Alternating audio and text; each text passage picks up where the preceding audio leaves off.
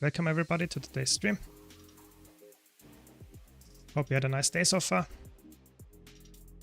Let's try to play some PvE and have some fun together as well. As always, if you have any questions, any feedback, please let me know. Other than that, I try to explain what I'm doing and just have fun. And it's quite relaxed here, nothing too crazy. No tryharding allowed. No, that's not true. I try my best to get top DPS, of course, as always. Testing Soul Beast. I'm not that experienced, so bear with me, but should be good. It's a very good build in this patch.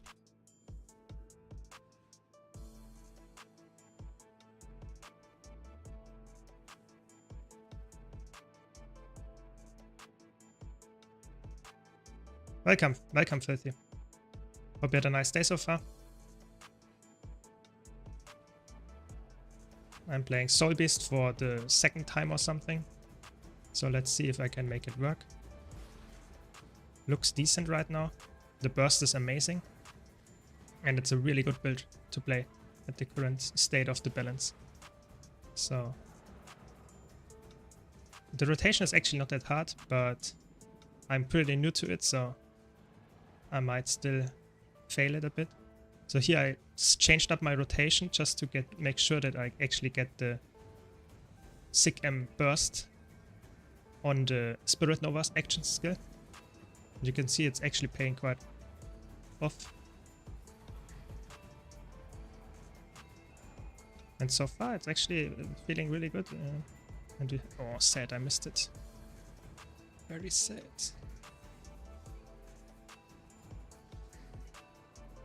Okay, let's do this, and dodge. Okay.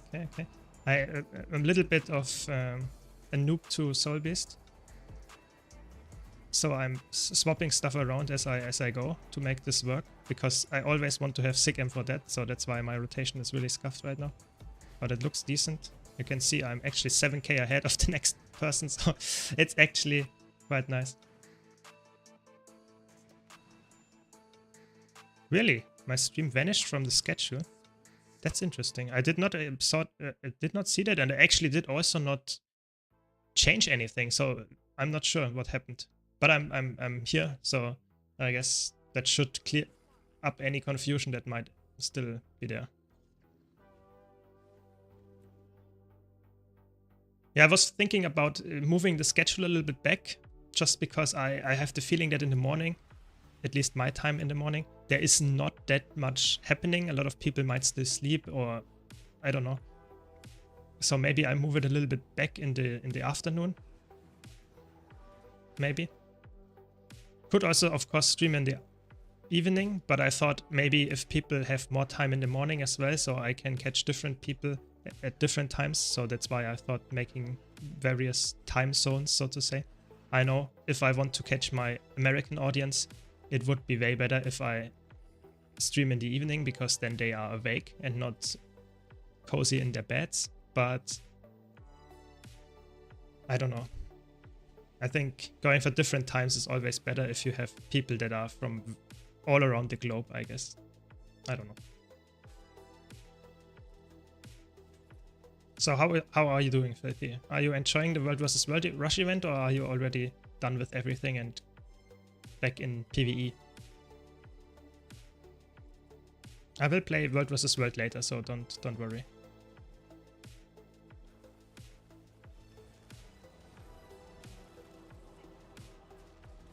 Okay, the opener was good. I have to concentrate him a little bit here, because if I miss the opener, all my burst is gone.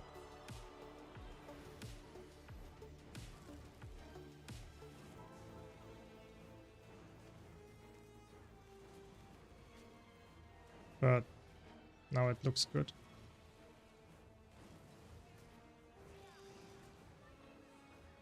No.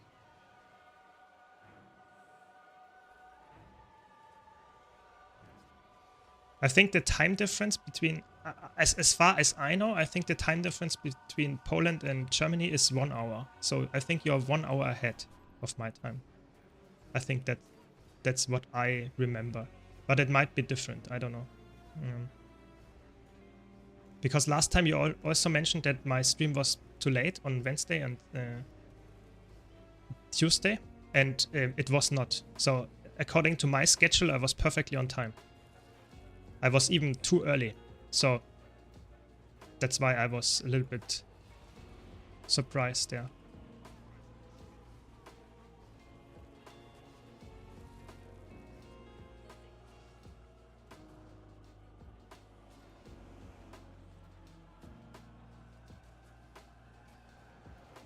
Yeah, you can see if I can't get my rotation going with this build and my burst in the correct windows, I actually get out DPS'd.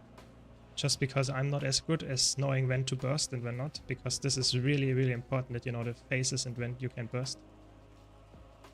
So if I played Power Word here, I would have been top DPS, I would say. Just because I know the build way better.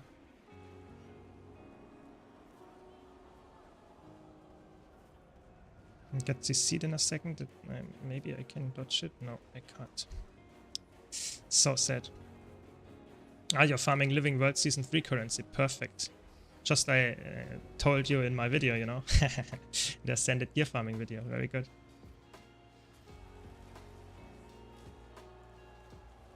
Really? Okay, maybe then it's the same. Then it's the same, I guess. Google is probably more accurate than me. Never doubt me. No, true. I would say... Then I don't know what happened. I really don't know. I guess it doesn't really matter. Now you know. I tried to... I mean, I also have the Discord bot that reminds you when I go live, but typically I would say I stay to my schedule. I don't really switch things up. Otherwise, I would tell you in the Discord and stuff that next time there will be no stream or something. But I try to stick to my hours that I typically stream. My schedule is quite rigid to that extent. Yeah, Living World Season 3 currency I think is really cool to farm. I personally really like to farm winter berries. I told that in my comment as well. That winterberry farm for me, which is really fun actually, I stopped going for ascended stuff after I got my trinkets, but I still continued farming winterberries because I really enjoyed going for winterberries, making it really efficient, trying to go really, really fast with a daredevil and stuff. And now I have, I don't know, thousands of winterberries lying around just because, I don't know, I have them and I can use them for example for food. There is one food that I actually frequently craft, which is the winterberry steak, winterberry sauce steak or something like that. And this is a really good one for mesmer. That's why I actually use it. Yeah.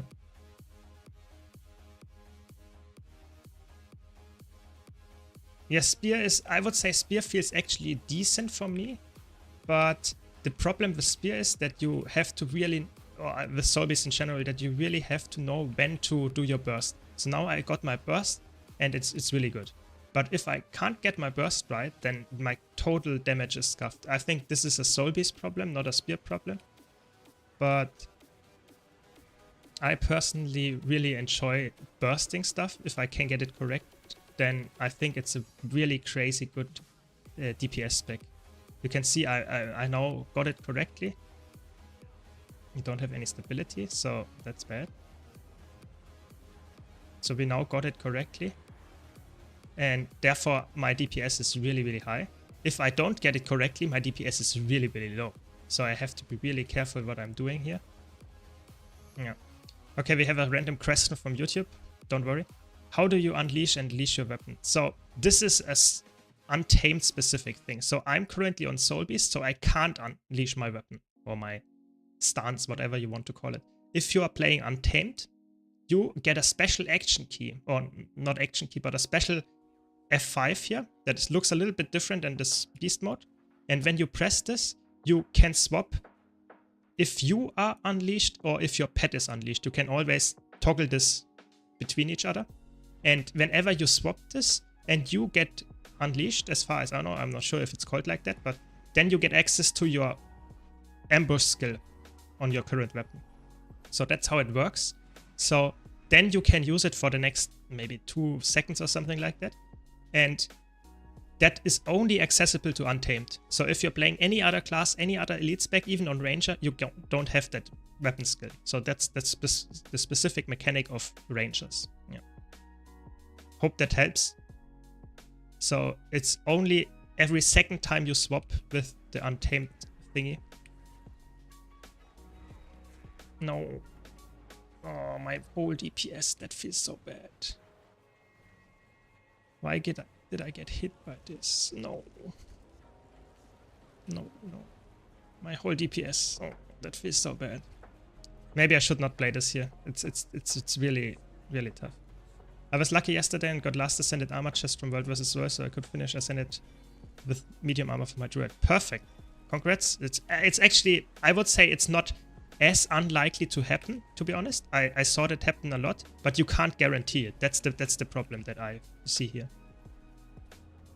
You can't guarantee to get Ascended drops in World vs. World, and so I got maybe in my time as playing World vs. World, I would say maybe 10 or something chests, maybe more. But I would say I'm a little bit of a unlucky player when it comes to playing Guild Wars 2 and yeah, just getting loot, because if you remember my opening of the Blackline chest, I did not get anything. And if you then look at Echo Fox, who got around, I don't know, 4 items in 800 and I got 0 in 2000. So I think my luck is actually, it's insanely bad.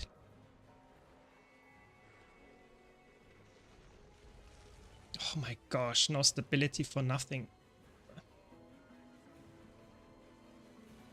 I got 3 trinkets, 4 weapons, and 2 armors. Yeah, I mean, and you're probably not the highest rank in comparison to me, because you did not play that much. Crazy. That's actually quite a lot. I mean, it depends, of course, how many ranks you got. But I would say I typically got maybe 10 to 20 armor pieces if I'm, or weapons boxes in general. So, but I don't need it, so I don't really care. I just stack them up, so I don't count them that much. But I guess I'm really happy that I talked about that in my Ascended Gear video, that it's really cool how many different ways you have nowadays to get Ascended Gear. This is so good. This is really, really good. If you're a returning player, if you're a player that likes to go for different classes, if you're just a new player and wants to go for Ascended Gear, you get it so easily. This is really, really good.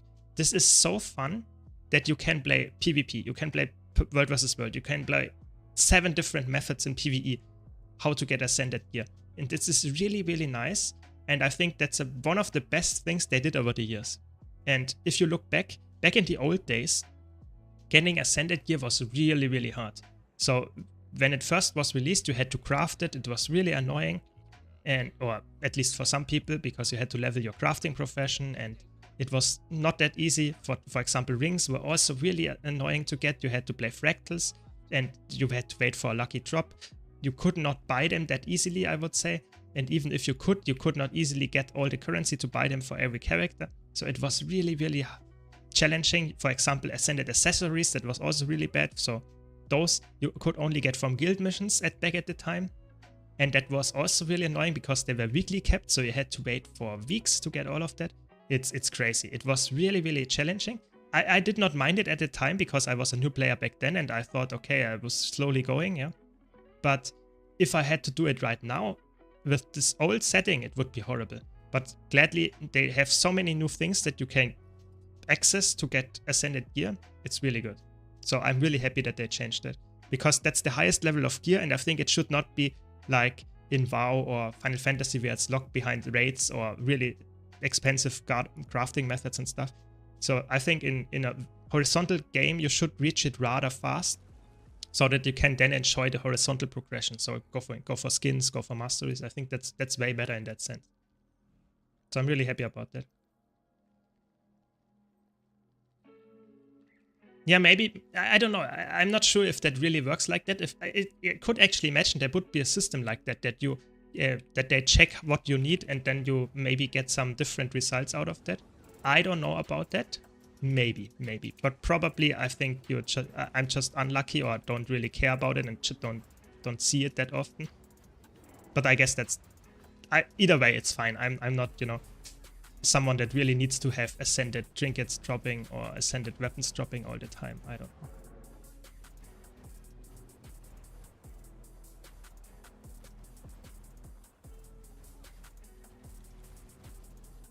Though in the past, Berserker meta rule supreme.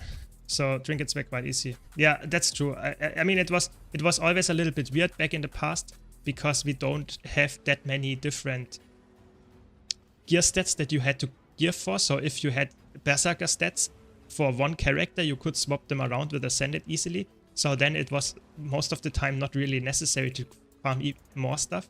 Mostly the only thing that you would really farm for would probably be, for example, another weapon, another weapon as well, but mostly another armor. So if you had, for example, a warrior fully geared and you wanted to play a Mesmer, then you had to go for probably another weapon and another full armor set. But the trinkets you could fully transfer, so if you're running Berserker all the time, then it was easier to do so. So I guess now I swap to Mesmer. I don't want to play this there.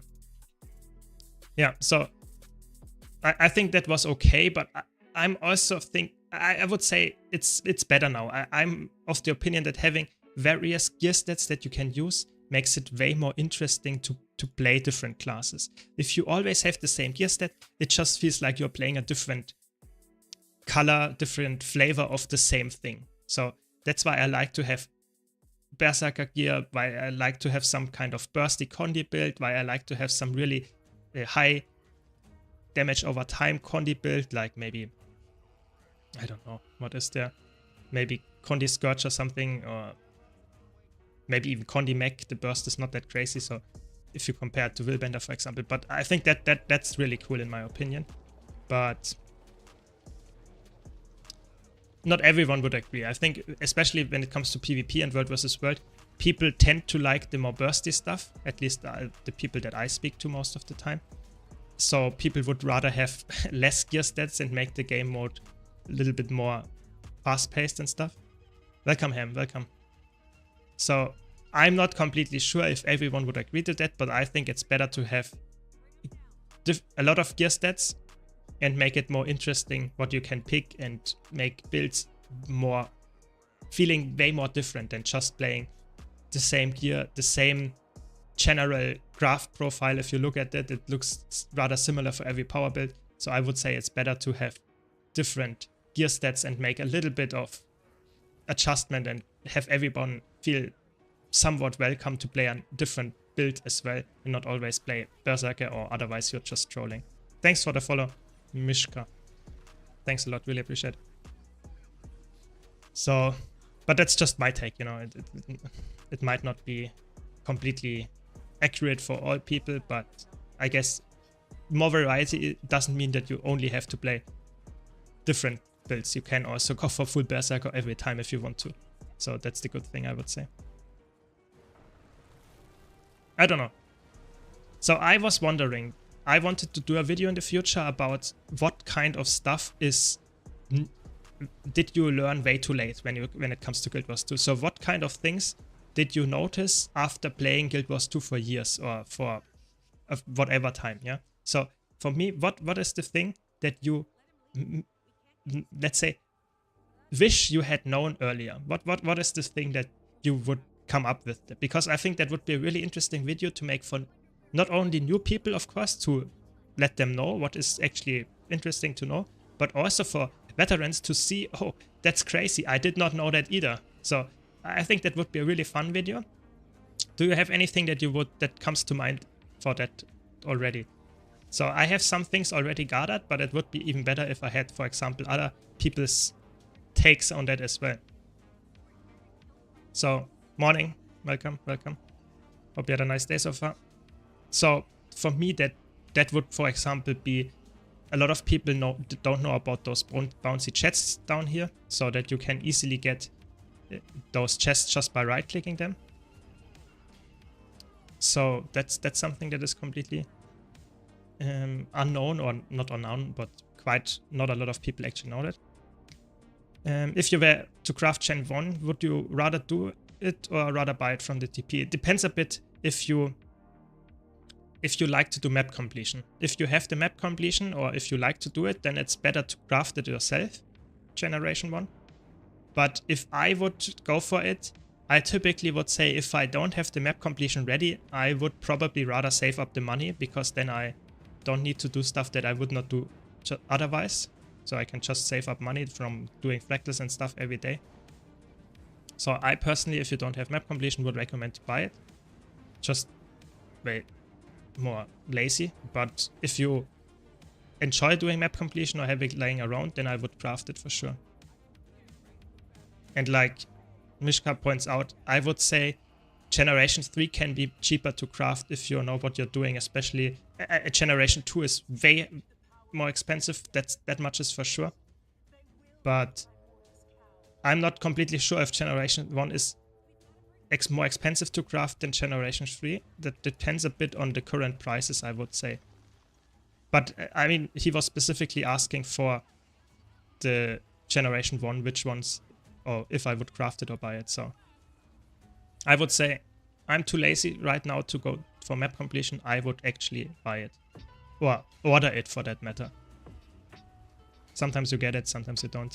I bought some legendaries on the TP and most of them I actually ordered. Or actually all of them I ordered and I did get them in the end. So it just takes some time. But it was quite a while ago, so I have to be honest, I'm not completely sure if that's still the case. You can also go for the trading post Discord, so the overflow Discord, where you can actually get it for 90% of the TP. And then you can buy it with direct player trading, which of course is not everyone's favorite thing, but it might be the option that gives you the fastest way to the legendary.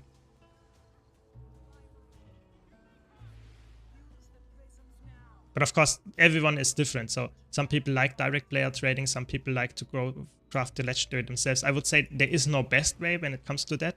But like I said, I'm a lazy person right now.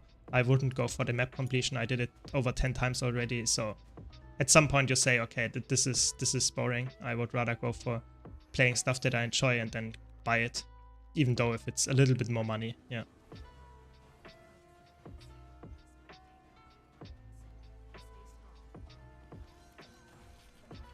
Yeah, so what other things would I say are quite interesting and maybe new to people that even played the game for hundreds of hours already? So I would be really interested, like I said, in what you came up with or what you would say is really interesting that you didn't know.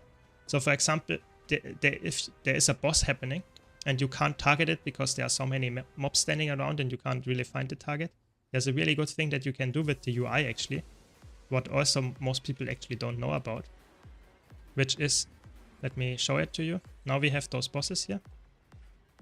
And if I want to target this guy, I can just click on him on the UI here, and I actually get the target to the boss. This is really, really good to target the boss. Would you recommend new players to max crafting early? I would say no, to be honest. I would say crafting in Guild Wars 2 is rather unimportant. And therefore, I mean, it depends what you're doing. If you want to go for Generation 2 legendaries really early, then you need it. But other than that, I would say no. I would say crafting is quite outdated when it comes to most acquisition stuff for Ascended Gear and stuff. For example, you can craft it, but it's way more expensive if you do so. So I would say don't do it with crafting. And other than that, crafting, maybe cooking, maybe some food, but you don't need it, you know. You can buy most of the stuff from the TP, and Ascended food is for everyone. So if someone else in your party drops Ascended food, you don't need to have it yourself.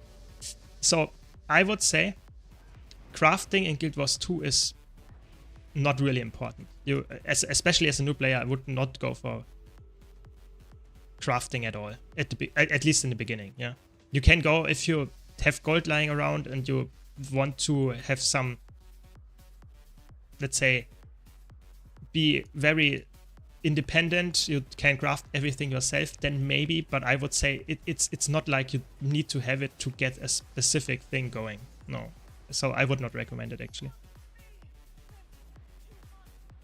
It took me way too long to realize you can right click the bouncy chest. Yeah, exactly. I think the bouncy chest pop-up is actually crazy how many people don't know that. I mean, the game doesn't tell you, so there's that, yeah.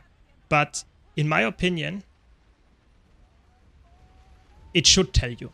Yeah, it should tell you, because this is such a feature that saves you so much time by always clicking left click, okay, left click, okay. And if you, for example, in World vs. World or PvP, when the rush events are happening, you get whole reward tracks down there. So you need way too long. And if you just right-click them, you can easily get it. So I think this is one feature that I would say is probably top rated from people that don't know about it, but saves so much time. So it's really, really good. Yeah, that's true. That's true with the... 1 second. So that's true that you can craft legendaries and it might save you stuff if you want to go, for example, for the Mystic Clovers or don't want to go for them. The problem is with the Mystic Clovers, I don't play anything. I did not do Mystic Clovers, I would say, in the last 5 years with the Mystic Forge because I have them laying around, you know. I have 109 currently just from playing PvP and World vs. World. So the thing here is, if you play the competitive modes or Drizzlewood Coast a lot, you actually get Mystic Clovers quite easily. So you don't have to do it in the Mystic Forge. But of course, you're completely right there. If you have to do the Mystic Forge, that can be really annoying, and therefore crafting Generation 3 legendaries might be a little bit better in that sense. Yes, that is true.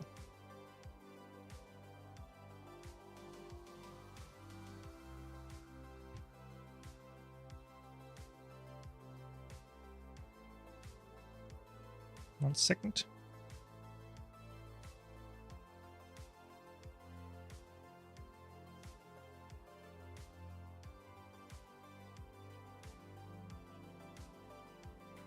Yeah, so like I said, Generation 3 needs less clovers and therefore it might be less annoying for people that don't have clovers. But if you have clovers, Generation 1 is actually, I would say, easier to get if you only have the map to do the map completion. The map completion is the only thing that is annoying. Other than that, everything is really, really easy with Generation 1.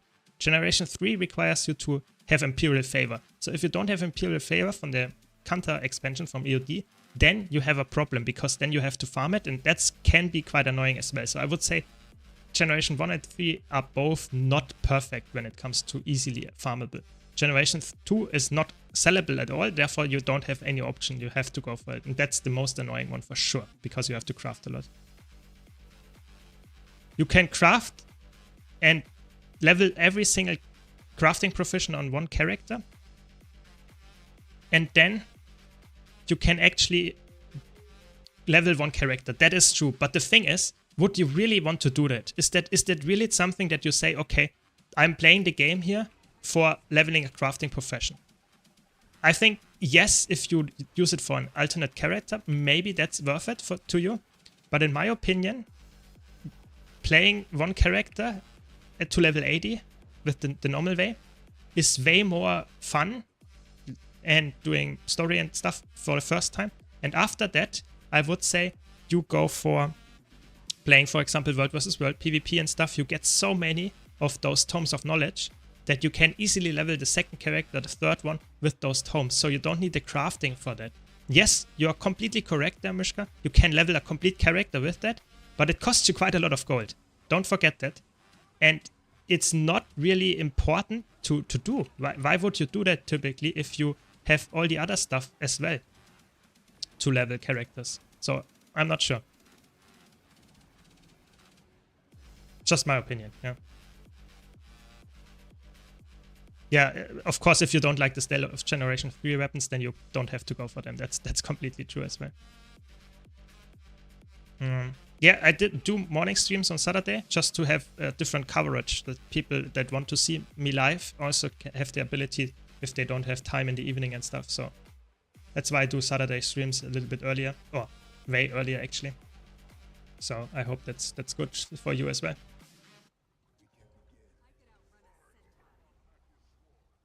Yeah, so it's completely, I think it's a very valid point. If you only play PvE and you don't have tomes of knowledge lying around, it's completely correct. It's actually so true that crafting can be a very valid way to level your character. But I would say that's not how Guild Wars 2 should be played in the eyes of ArenaNet, because, for example, tons of knowledge exist and those items are actually completely breaking how you can level your characters. It's just the truth. You would never level your character with crafting if you play PvP and World vs. World. Never. It's just way more lazy to just get the tomes and then you are done. I don't know. I have so many tomes laying around. I played way too much PvP, so maybe I'm not the correct person to say that. But for me, that's just the case. Yeah. Corrupt.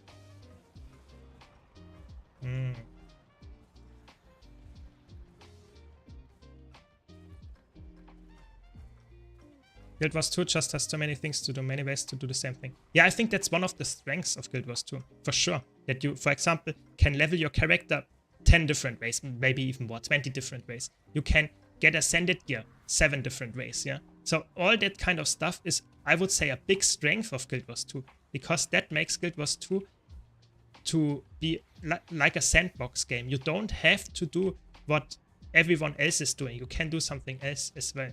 And I think this is really, really good. But of course, not everyone likes playing PvP and World vs. World, so you have to go with the thing that you enjoy and not the one that is considered the most optimal one from veterans and stuff. And also, if you enjoy crafting, there are people that enjoy crafting, then sure, go for crafting.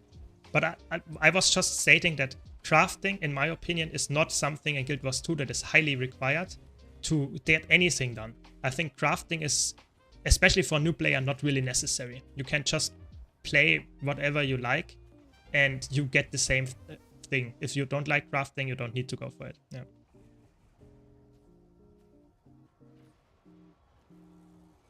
Bit irritated that the different healing class is kind of the same gear, but different parts. Like I thought Trinkets from HFB would suit, but nope.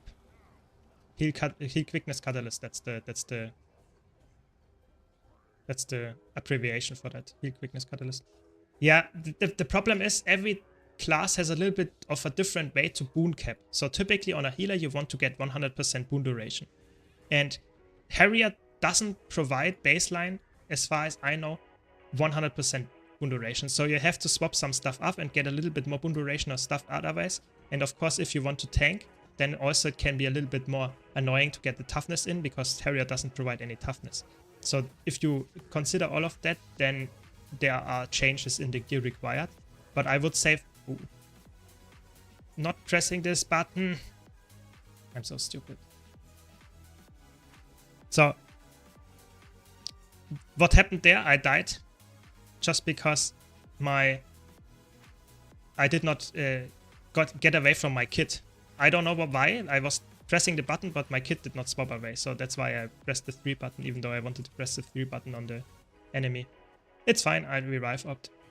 Yeah, so what I was saying is, when it comes to the different healers, typically healers are built, especially from Snowcrow's website, are built in a way that they also can tank. That's why they have some toughness in there, because the tank needs to have some toughness for a lot of raid encounters. So that's why they are built like that. But of course, if you don't play raids, if you don't want to tank, then this is not required, and you can just go for the highest healing power and the highest boon duration gear that you have. So you don't need to go for toughness.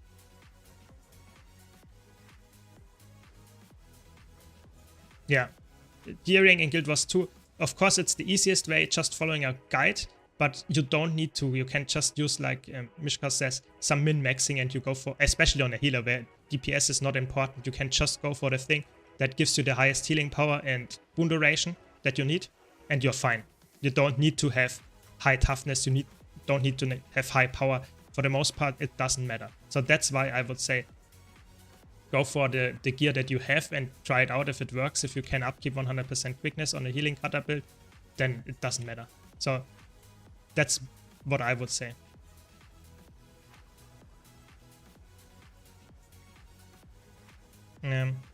Would like stats that like give us Harrier, Minstrel, Viper were named too, like in those mods that introduced them. Yeah, maybe. I'm not sure. I think at some point you actually don't care anymore, but I guess the naming conventions are a little bit weird. That's true. I don't know. If you look at up in the wiki, you're mostly fine. So that's my tip. The wiki is your biggest helper in Guild Wars 2. Just check out the wiki and you should be fine in the end. Yeah, I think crafting is quality of life, but I would say crafting can also be quite horrible in that sense, because for example, if you go for Generation 2 legendaries and want to craft them yourself, This is one of the most annoying things of Generation 2 Legendaries. That's why I don't have all of them, is because you need so much crafting. You need so much crafting. You sit there for hours and crafting mithril and elderwood stuff. So crafting can be really, really painful. For sure. Ah, you mean to say that you get some stat selectable stuff. Yeah, that's true. Stat selectable stuff is always really, really good. But I think they wanted to make it so that not every stat selectable gear you can acquire gives you every single stat, because then you can get, for example, gear stats that are not supposed to be in your expansion. So if you, for example, Heart of Fire only, then you might not get access to Ritualist gear or something. That's what they wanted to achieve there. But I think nowadays it's a little bit outdated, the system. So I think a lot of stat selectable gear is actually also fully stat selectable, so you can actually get all the stats from it, as far as I know. But I'm not I'm not someone that really goes for stat selectable gear anymore, so I can't give you the fully comprehensive view on that. What stuff doesn't and what does give it, I don't know.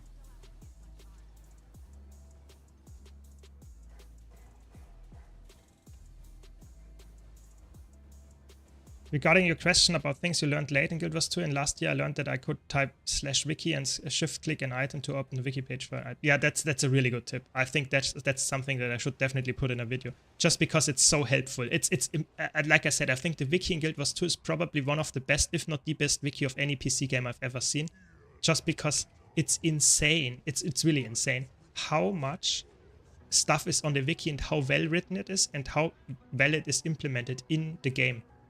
With the / command, it's so helpful. If you don't know about anything, you can ask the wiki, and it's giving you all the answers that you need. It's really good. It's such a good tip. Thanks for sharing. Yeah, you're completely right there. Okay, there we go. Have to write those tips down actually. 1 second.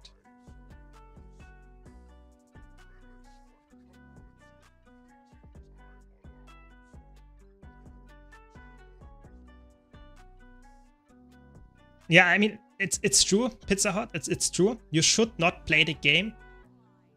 If you enjoy going for exploration yourself, you should not always use the wiki. So for example, there are people that really want to have their own immersion, want to have their going for different stuff by themselves, even if it takes double the amount of time.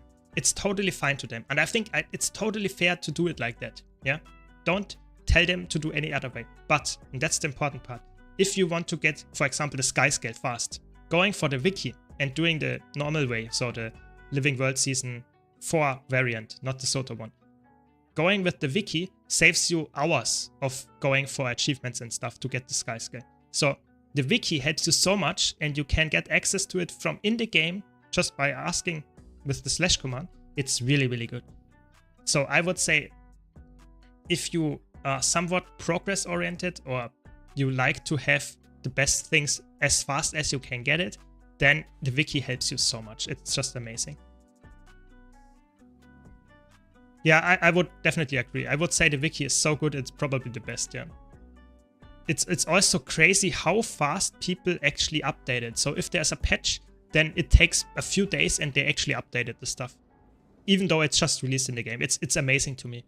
And it's so well explained, and a lot of stuff also has some really nice links and API things. So for example, for the current prices and stuff, that's so helpful. So if you check out an item and you don't know what it is, you can not only see what it is and what it's used for, you can also see how much it costs. Really good. It's really, really good. Yeah. It's funny to me that I used to hate the Berserk meta in the past, but nowadays I'm a little irritated with the amount of time it takes to gear specific gear, because I need to farm some currents into volatile magic. Yeah, I think it's true that there are a lot of gear stats, and it can be a little bit overwhelming what to go for. I think a lot of other MMOs typically don't have that many gear stats or different variants of gear. So that's, I would say, fair that you can be overwhelmed with that. But I think it's also biggest strength of Guild Wars 2, because you can play builds that would not be able to be played any other way. So for example, if you play a Condi Reaper is only really solid playable because you can play Grieving gear. If you can't play Grieving gear on a Condi Reaper would not be very valid in competitive play or in instance play, because Viper gear on a Condi Reaper would drastically decrease your power damage. So that's just really interesting. Welcome, Heavenfire, welcome. Well, when first starting out, everything is and will be a bit tough. Once you get more experience, to learn things along the way, plus asking matchup, many helpful players. Yeah, that's true. I think I always try to be helpful to new players. So I'm one of the people that is somewhat helping people, but I want to give you the advice as a veteran. If you're a new player, not only ask in map chat, also look for a guild, look for nice people to play with, get some friends, get a community, maybe join a Discord server. That helps a lot. That not only helps with getting more information, getting better at the game or getting more progress, but it's also helping with the fun. I think playing an MMO solo is totally viable nowadays. You can play Guild Wars 2 without any friends and any community. You can do that and achieve everything almost.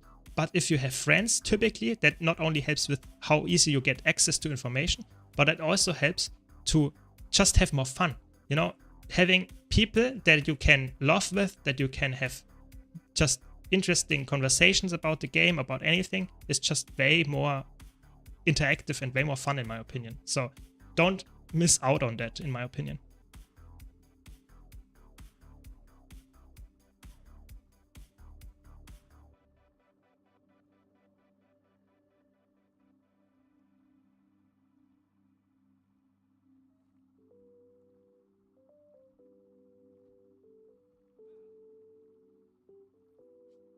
Welcome, welcome, Echo Fox, welcome. Congrats to your achievement. Wish Ain had introduced my Mystic Force recipes to change trinket stats too, so we can recycle trinkets with useless stats. I guess they could do that at this point, because you have it for weapons and armor. You can use, for example, some trinkets, for example, the ones from Bloodstone Fen, I know, there are others as well. You can actually stat swap with the Bloodstone thingies. How is it called? With the Bloodstone. Those things. Blood Rubies, you can actually stat swap the trinkets that you get from Bloodstone Fen. So this is really cool. So nowadays I would say, yes, at this point they can do that. I would say you get trinkets quite frequently. So typically for me it's not really necessary. But maybe it doesn't really matter at this point. So that's what I'm saying. So I think, yes, they should introduce that, just because why not? I'm not sure why they don't. Maybe it's not possible for them to do it easily. I don't know. But you can easily farm them, and there are a lot of stat selectable things out there right now. So I'm not sure. But I'm not in the spot where I need Ascended Gear, so I'm the wrong person to ask about that for sure. Yeah, I would say Bloodstone Fen is the go-to thing. It's a little bit harder to get as the Winterberries. So the Winterberries, they are actually character bound, or not character bound, but character capped. So you can have 10 characters and farm Winterberries with 10 characters.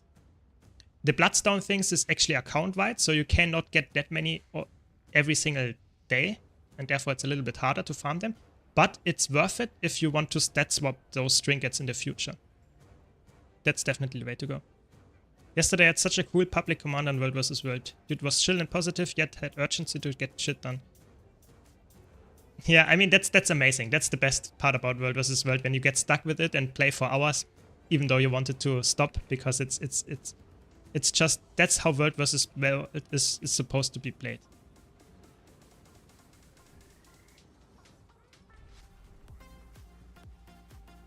Oh no, I'm top DPS. That's not good.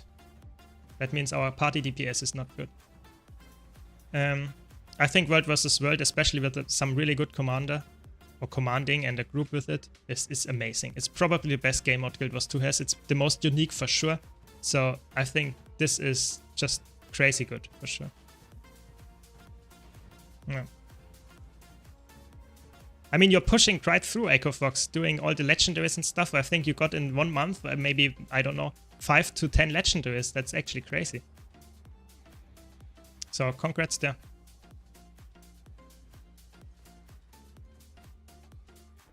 For trinkets, honestly, start working on the Return to achievement. Get the free amulet as a start. Yeah, that's true. I would say the amulet, or if you have access to the return to achievements, because you need to have the expansion that needs to be, you need to do the achievements, you need to have the map unlocked already. So that's the thing here. But you're totally right. I think this is very easy to get. You just have to commit some time. You don't need any gold for that. So I think going for this trinket is a very good option. I have it too. I have actually two. I don't know why. So this amulet is really good to get. Highly recommend, yeah. Yeah, Bloodstone Fan also has a backpack. That's true. It's really, really good. Of course, you can't... You can't, I think something is missing in Bloodstone Fan. I think you don't get everything. Oh no. No. Something is missing, so you can't get accessories, trinket, and rings. I think something is missing. So therefore, you have to be a little bit more aware where you go. So some other map has to help you to get everything. But if you go for the legendary amulet, that helps a lot. So I think I would highly recommend to go for that as well. Good tip there. I hate PvP and don't do it unless I have to. World vs. World, Circ Group are the best, have done a learning of... Yeah, exactly. So even people that don't like PvP like you are enjoying World vs. World. So that's why World vs. World is so great, because people that typically don't like to play PvP are still having a lot of fun in this game mode. And I think World vs. World is just for almost everyone. I think there's only a very small fraction of players that don't enjoy World vs. World. So I think this is crazy good. And it's also such a unique feature of Guild Wars 2. There are not a lot of games that actually have that. Please heal, please heal.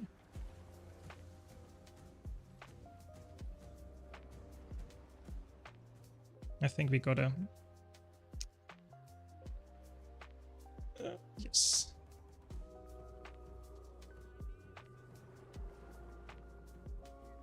That's a little bit of a scuffed run, I have to be honest.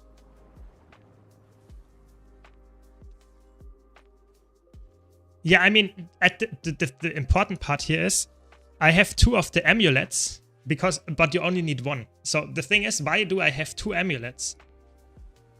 Because I decided to go for the legendary amulet just shortly before they announced this. So I thought, okay, at this point I can also go for it. But it still costs around 1.5 to 2k gold, so it's a loss for me in that sense. But I don't mind anymore. It's not like I don't care that much about gold. Where's my quick ones? Well, Simmer, I have decided to have at least a legendary from every game mode, so I decided to get amulet from PvP. I mean, that makes sense. Don't get me wrong. It's fun to do so. No. That was very, very aggressive teleport, I have to admit. Yeah, so that makes sense, but I think maybe reconsider your decision to go for the PvP amulet, just because the free one is free. So you would waste 1.5k gold just to go for that one. Maybe go for a legendary armor piece or something from PvP rather, because that you have to pay anyway. So that's just my tip there with you.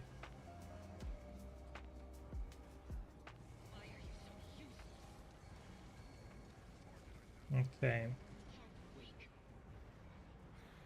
A lot of players also fail to understand or realize that the LFG has a lot of players looking for and to do the same thing that you are doing. Usually ledgy stuff. That's true. The LFG is way too crowded. I made a video about that I really would like to see a feature of making the LFG a little bit more understandable to a new player to easily find the group that you're looking for. But that's the cool part.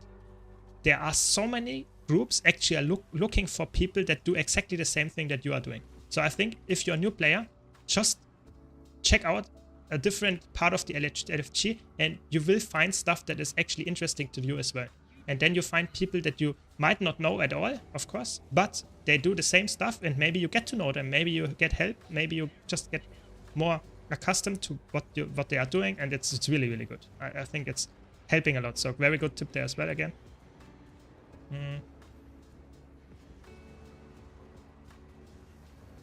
I guess we get wiped here. That's fine. I have the mistlock thingy, but this is such a scuffed group, it's insane. Okay, this is a vibe.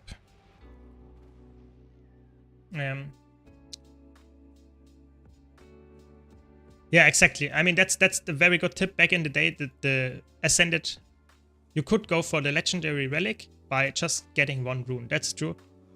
So that's a very, very important thing, but that doesn't help people nowadays anymore because you can't get it anymore that way. So now they have to get the Legendary Relic, which is really, really expensive.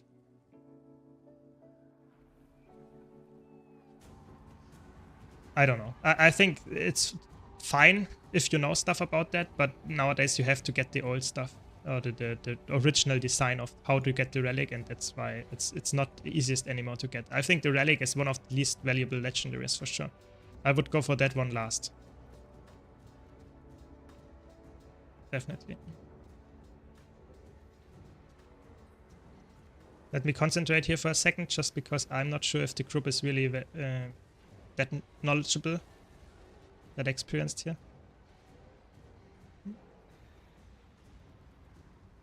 No, we got the CC, very good.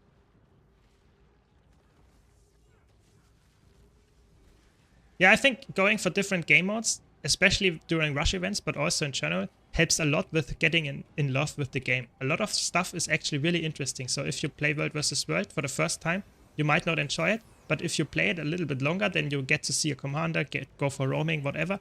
At some point, you might have something that is really interesting to you. So I think this is really fun about Guild Wars 2. That's very good that you have the same experience there as me.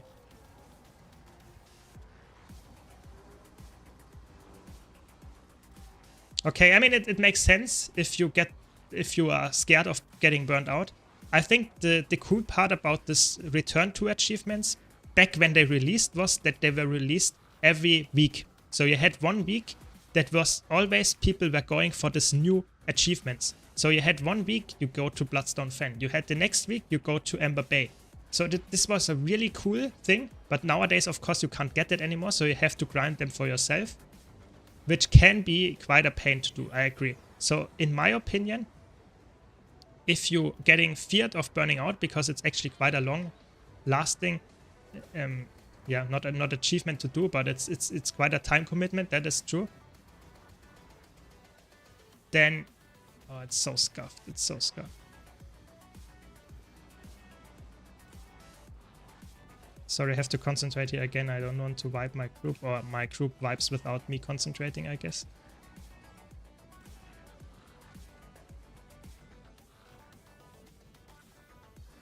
Yeah, at least this time we got the CC, but still.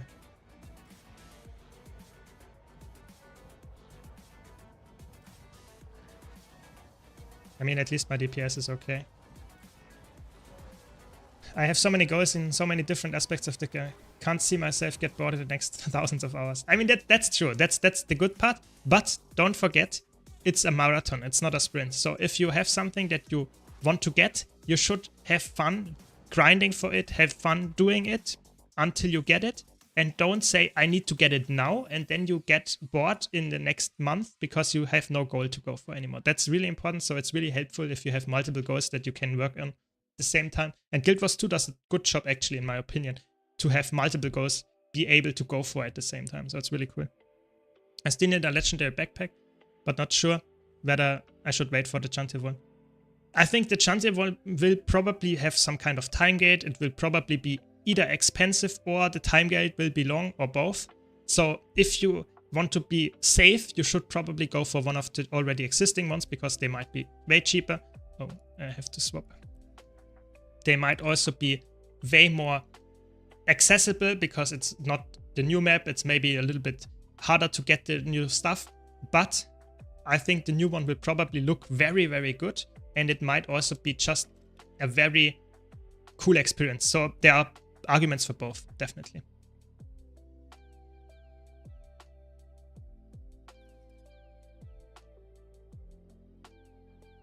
I mean, I think, to be honest, I actually like the Sankwa Peak Fractal. Why are they already? Oh, okay. We also have food. Amazing. Amazing. So now I have to concentrate again, because I played this GG, okay. This is I think the second time that I play Power Soul Beast. So please bear with me, I try my best. I just learned this build and I really want to have a high burst damage because it's really good in fractals. So I like Sangwa Peak, that's what I was saying. And I did it so many times that I can play it without too much of a concentration problem. But, and that's the important part, I don't want to waste my DPS here on the fights. Because oftentimes if the group is not that good and you are not concentrated, your DPS or your CC is lower than it should be. And then your group might fail because of that. So I really want to make sure, because I noticed this group is not as good as I expected it to be. But it's fine. We did it. The thing is, I would not go for World versus World once at the same time. So if you have one legendary working on towards in World versus World already, I would never go for another one just because all of them need tickets as far as I know. And those tickets are really annoying to get. Or not annoying, but they take a lot of time. So that means you have to play the game mode for weeks. You can't really speed it up. So just go for one legendary and off World versus World at the same time. And if you don't need to go for the backpack, I would probably not go for the backpack and would rather do PvP or the Ascended, no, not Ascended, legendary one from Fractals. It's definitely better in my opinion.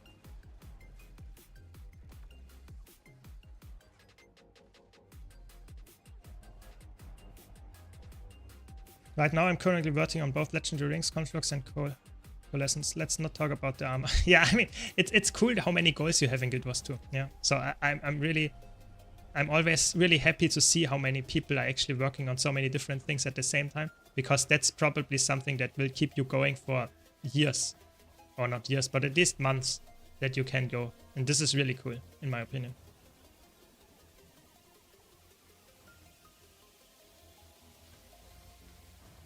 Yeah, I think the fight, it's like I said, I think if you played something often enough, I'm totally fine with talking during this fight or during whatever fight. But if I'm playing a new build, like Power Soul Beast, or for me, Condi Harp is to some extent also new, then I have to concentrate a little bit more. And that's why I try to concentrate, especially when the group is not as experienced, just to make sure that we can easily get the kill.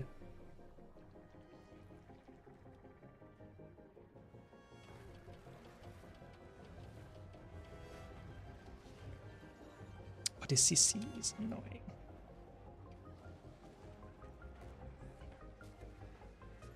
Okay, we did it. Yeah, we did. I succeeded. No, I did not. There's my stability. Not here. Not here. That's why my burst damage is lacking. But I did it. We did it. So if I'm new to something, I'm always way worse than getting to know the fight after 10 times. I'm way better, especially when I do the same build. So I can, after 10 times, I would say I can easily talk during what I'm doing and do very decently.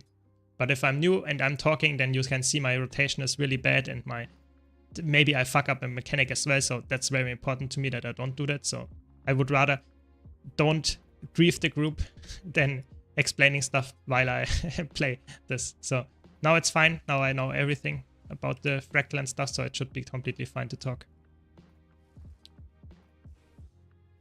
I usually have to run LI builds due to nerf damage, but I still keep my DPS up there. Yeah, I think that's really important. I think just knowing the encounter is probably good enough to get a very decent amount of damage. You don't have to, and that's the really cool part, you don't have to play a really high DPS build just from the benchmark to succeed in fractals and stuff. If you know the encounter, then typically it's actually a very good idea to play a build that is a little bit less of damage, but you can easily get the things done, even with a LI build. I think this is really cool if you have that experience. Yeah. I remember when I first got into raids, got thrown into the tank role. I was learning both raids and how to tank. I still can't tank. Yeah, I mean, I think the tanking in Guild Wars 2 is not, I would say, it's not as hard as in other games. What is going on? But, and that's the important part, learning a fight when you are still new to the fight and learning to tank at the same time can be really, really challenging. That's true. Totally true. So I would not recommend it. Typically, I would say you start as a DPS and learn at the fight, and then you can swap to different roles that you have more challenge. I think starting as a healer is also fine, and starting as a tank is also fine, but it's harder, definitely. That's the thing.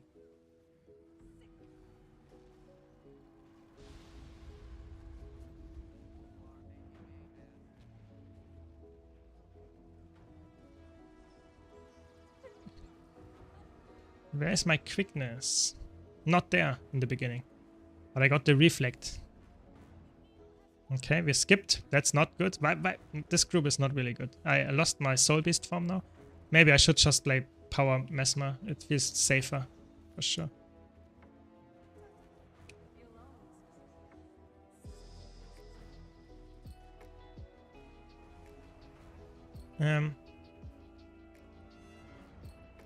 Welcome, Caspi, welcome. Yes, fractals are easy to do the most, for most people at least. I would say, the thing is, if you are a veteran, everything in Guild Wars 2 is easy. So please just keep that in mind. But if you're a new player, everything might seem challenging at first. So that's just how the game goes. Guild Wars 2 can be really challenging for new people. Doesn't matter what kind of content you are playing.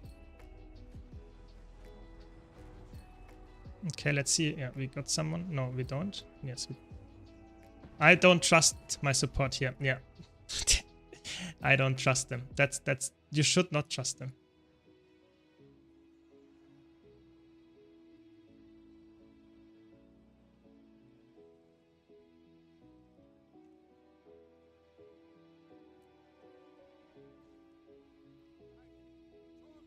Yeah, I think you're right there, Caspi. I think the difficulty of fractals is not very high, especially T4s. If you do challenge modes, if you don't know how the mechanics work, I think they are a little bit more challenging, but they are nowhere as challenging as you would expect from some kind of challenging group content. I would totally agree with that.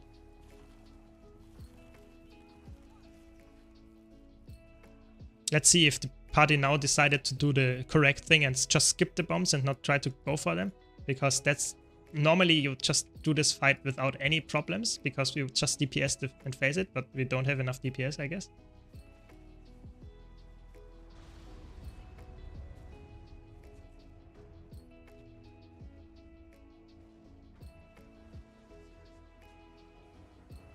Yeah, we don't have any DPS, that's actually sad.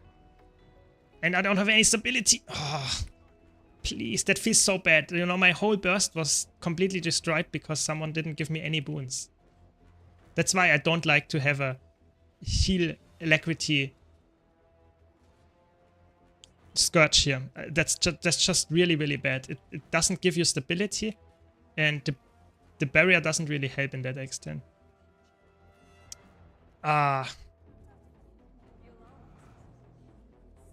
Just painful, very painful. And that's why I like to play Power Mesmer here, because I have a dodge and I have invulnerabilities and stuff. I can just ignore mechanics. If I do this skill as a ranger, I commit to stand still for the next few seconds. And if I don't get stability, I die. Or I get my whole CC and stuff done. It's really annoying. It's really, really annoying.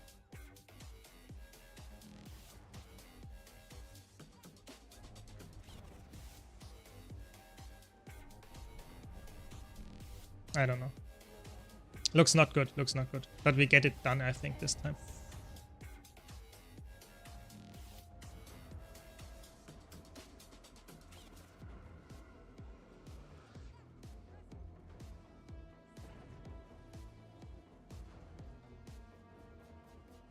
Yeah, I think raids is the same. I think raids, to be honest, I would say raids, if you're playing a class that, or if you're playing a build that is not doing any mechanics, I would say raids are actually easier than fractals even. Because in fractals you can see, if I don't catch this ball, it's very likely that my group will die here just because they are feeders. But if you play raids and you play a DPS build, you can ignore every single mechanic. If you have one person that knows how to do the mechanic or two, then it's very easy. There are some exceptions to that, especially when it comes to challenge mode raids. But most of the time I think Guild Wars 2 content is never designed with a really try-hard group in place. You typically design Guild Wars 2 content, as far as I understand it, as you have a group that is capable of doing it, and that's enough. You don't need to have it be challenging for anyone. So, especially when it comes to mechanics. Oh no, I'm this one that is... Oh, we lose my whole DPS. And then they probably don't mess me after the fight. Yeah, I don't know. Scourge can give stability, yes, but it's only one stability. So typically this fight requires multiple times of stability and it's still off cooldown then. And you have to walk, and it can be quite annoying to apply to your allies. So that's why Scourge is not that good in fights that need a lot of stability. Just baseline. So keep that in mind if you want to play Scourge. Go only for 99 and 98 CM there, or 100 CM. Those fights, it's actually okay. But all the other ones, better go for Heal Firebrand or Chronomancer, where you can get a lot of stability. There is stability, but it's not very good application. That's why I don't like it. It's not very often applicable, you know. A Firebrand, a Chronomancer can give you stability 5 times or something. Yeah. If you play MMOs that are similar to Guild Wars 2, then you already understand how things work. You just have to learn and what particular mechanic is. That is true, but I think Caspi also has the advantage that he is a PvP player. And playing PvP, you understand how the game mode works. Oh, come on. Yeah, or how every class works, how you can dodge mechanics and that kind of stuff. If you're new in Guild Wars 2 and you learn something for the first time, oh, come on, guys. I lose my thing here all the time.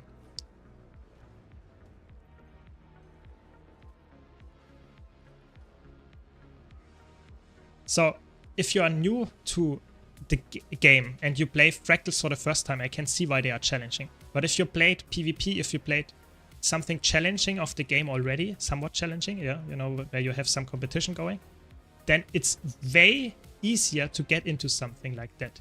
Because you understand how the general mechanics of the game work. So how to play, for example, a Soul Beast. Or what telegraphing means. What fast-paced combat in Guild Wars 2 really is like. So typically, that's why I would say you don't have any difficulty getting into raids and stuff. But if you're a new player and did not play PvP before and you just learned a new class and stuff, then it can be way more challenging. I don't know what they are doing.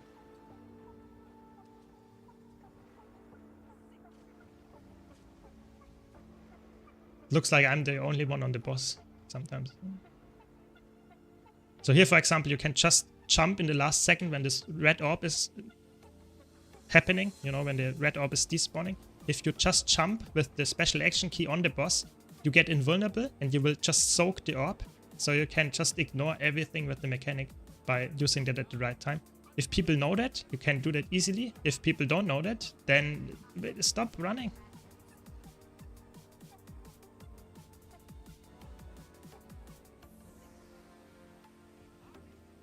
Okay, maybe I get it this time.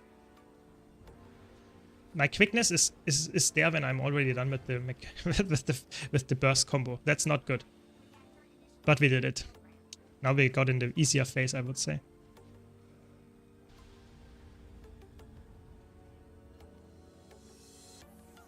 Just heal here to make sure that I have quickness for the whole fight. Don't want to risk it. So you can see red orb despawns. I use the special action key and I soak my orb. If my group actually is not doing it, then yes, they will die here. Oh man.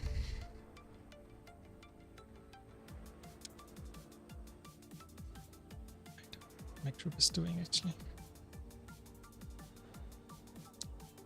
That's actually crazy. We did 99 and 98 CM way easier than those two because people apparently don't know what they are doing.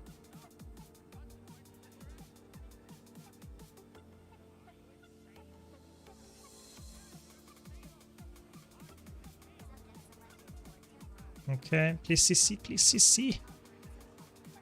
Whew. Oh my gosh. It's actually insane. This group has 10k kill proof. Apparently, that's what they are saying. It doesn't feel like it, I have to be honest.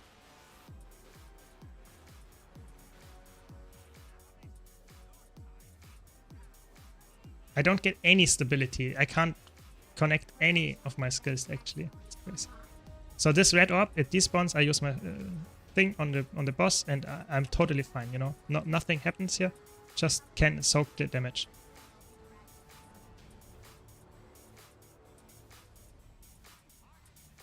At least we did it. I don't know. I should not play this build with bad support. Welcome, Snowdrop Fox. Welcome. Yeah, it looks horrible. It looks horrible. I don't know what my support, or I don't know what all of them are actually doing. They were not really...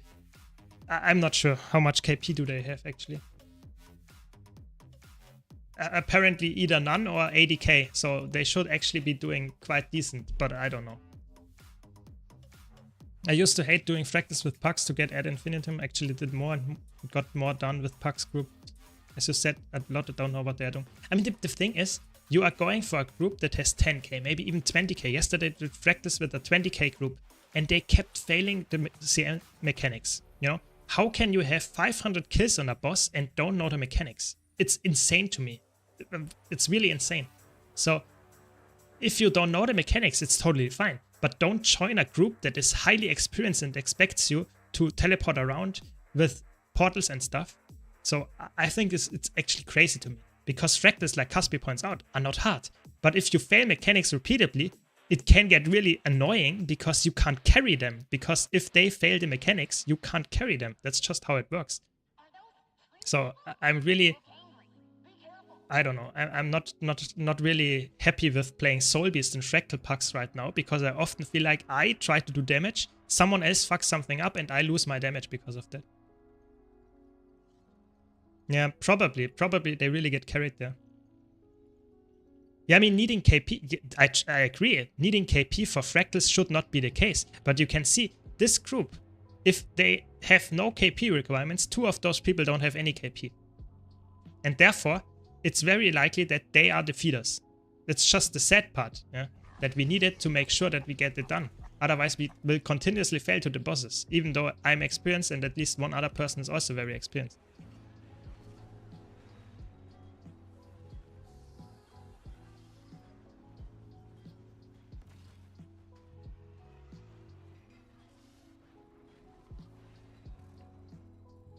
I don't know.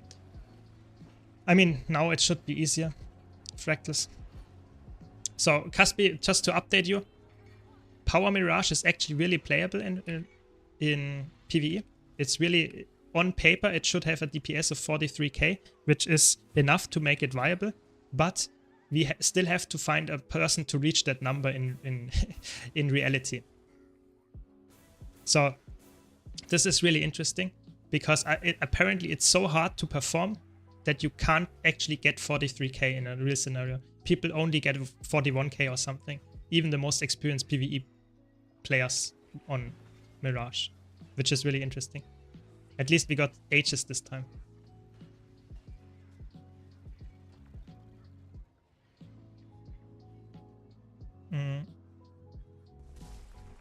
Nice. Good pull. The boss helped us here.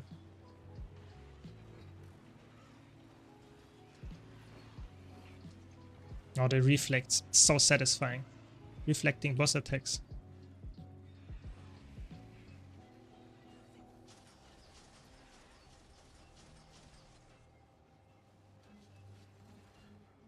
Okay. A few guilds I'm in, they run fractal trainings all the time. Shame that not more don't do this in LFG. Yeah, I would agree. If people would know more about the mechanics, fractals would be so easy. But people just sometimes don't know about any mechanic and expect someone else to do it, and then it's not working if no one is doing the mechanic, you know? Even though it's really easy to do so in the first place.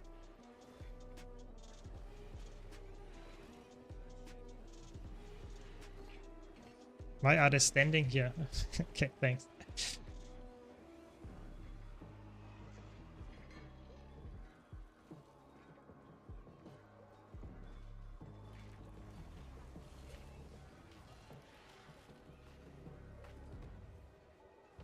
Nice. I think this time it was quite clean. I mean, I have 10k more DPS than the second person, so you see this is actually not really a good showcase for how you should play.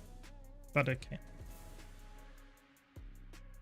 Solbis feels horrible to play in pucks. It's such a gamble every time. That's why I usually play Scrapper safe PvX as well. Yeah, I think that I should maybe swap to that as well. I wanted to play Solbis just because after the patch it's such a crazy good build. I think it's the best DPS build in a hardcore scenario, typically. Just because it has so much burst damage, which is really good on a power build, obviously. And it has a really good sustained damage with Spear now as well. So I think it's very, very good in a hardcore scenario where you have really decent people, but playing it in pucks, I just noticed the last few times I tried, it feels horrible. You know, I get so many, I use my X5 and instantly I get CC'd because I don't have stability, or I just don't have quickness at the start, my complete combo is not working, so I think it's not the best build for fractals in pucks. I did way better on power word, I have to be honest. I couldn't get all of them. Question from YouTube. Is it true that in Guild Wars 2, unlike WoW, for example, it's not necessary about the correct rotation of skills apart from benchman maxing, but rather about using the skills you have at your disposal? I would say if you want to play things perfectly, yes, you still have a rotation. But if you just want to get things done in open world, just have fun, you can just use your skills that are dealing damage at the time that you need to. It's not really, you need to have a perfect rotation for that. So I would say to some extent you're right, but if you're playing raids, fractals and stuff, you still have a rotation. It's not, there is an optimal way to play this, a power build or DPS build. So I would say you still have some kind of rotation that you should go for. So I hope that answers your questions there, but like I said, I would say if you're just enjoying the game and don't go for really try-hard content, then you don't really have to have a rotation in open world, at least. That's not necessary at all. But like I said, if you're playing, for example, fractals and like this group, you would be expected to at least be quite close to the optimal rotation, because otherwise your DPS will be just way worse than all the others, and you would just grief the group. So there's still content in Guild Wars 2 that has the same thing. Yeah. My favorite is seeing Mesmer since 97 and not a single feed play, or 96 and not a single focus for. As a Mesmer main, it physically hurts me. Yeah, I think the focus pull here is so amazing, you know. But oftentimes you have Mesmers, like I have, and no pull at all. And of course I can try to pull them as well as a ranger, but it's way harder. So I don't know. I think a lot of people just don't know the class that they are playing at this point. I'm not sure if we can actually capture this, I have to be honest.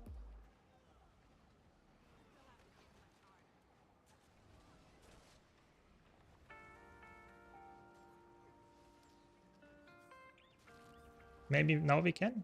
Maybe.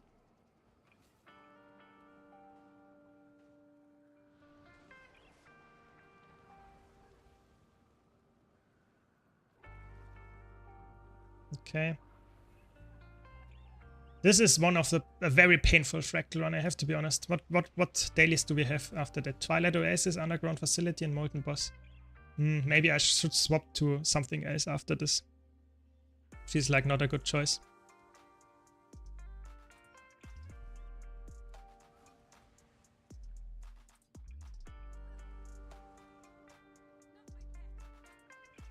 Oh, my pick died. Oh, so bad. Okay, there we go. For this fight, Soul Beast is amazing. I think this is one of the best fights for Soul Beast, I have to be honest. It's so good on this fight because you can actually use your burst combo and phase it. And then you use just a few auto attacks to kill the mob. And then you can phase it again with the next burst combo. It feels so good. It's so satisfying. I hope we can do this here as well. But let's see, maybe I don't get quickness at the beginning or something like that, and I completely use all my burst and stuff. That can be happening, and then it's horrible. Yeah, it's true, it's true. If you play in a hardcore group, I would say only Soul Beast and DHs. That's the only thing that you should play.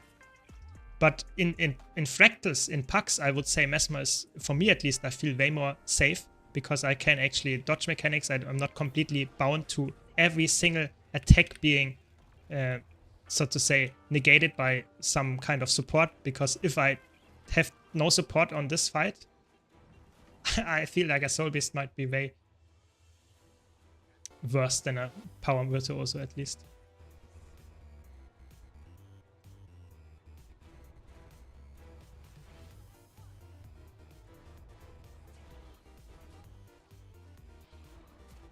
Yeah, it was not the perfect rotation there, but I think it's good enough. You can see my DPS is 12k higher than the second person, so it's okay. But not the perfect rotation for sure. So a little bit of CC here.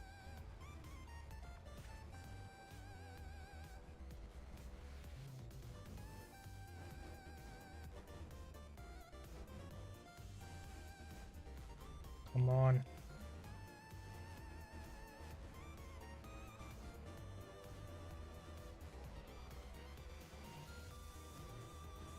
Doesn't feel that great, I have to be honest. Maybe not Soul Beast. And I have to dodge this attack as well. Oh.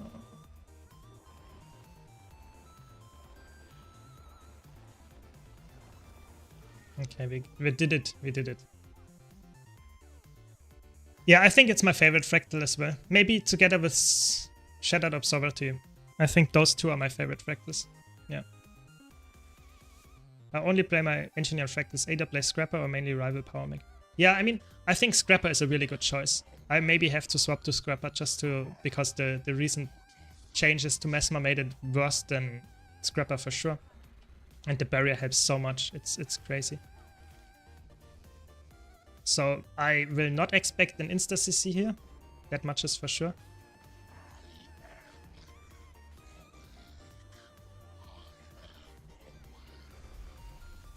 Do I expect stability? No.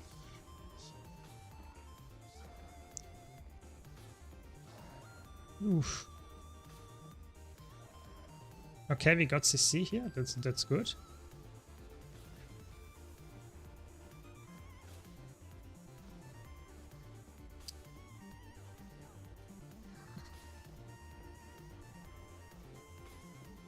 I just use my damage skills here right now. Looks good, looks good. I mean, Power Soul Beast feels really good because of the evade as well in your rotation. That makes it really fun to just evade attacks with your with your damage skill. That's really cool. But if you don't get stability for your X5, that feels horrible. It feels so bad. Also for your really hard-hitting damage skills.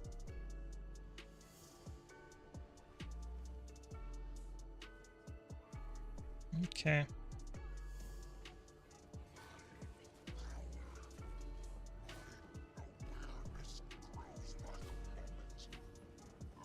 Okay.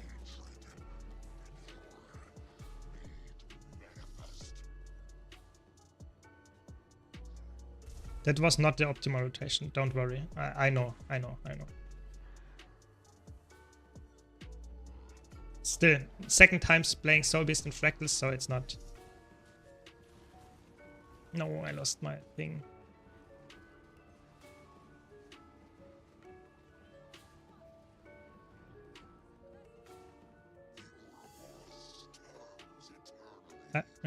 Scrapper having self-barrier is awesome. Giving super speed is also very nice.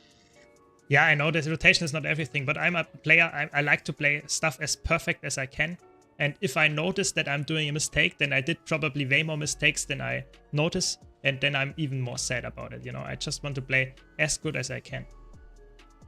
But you can see it doesn't matter. This group has still way less DPS than me. So I'm completely fine with that. Don't need to have perfect DPS. That I know that.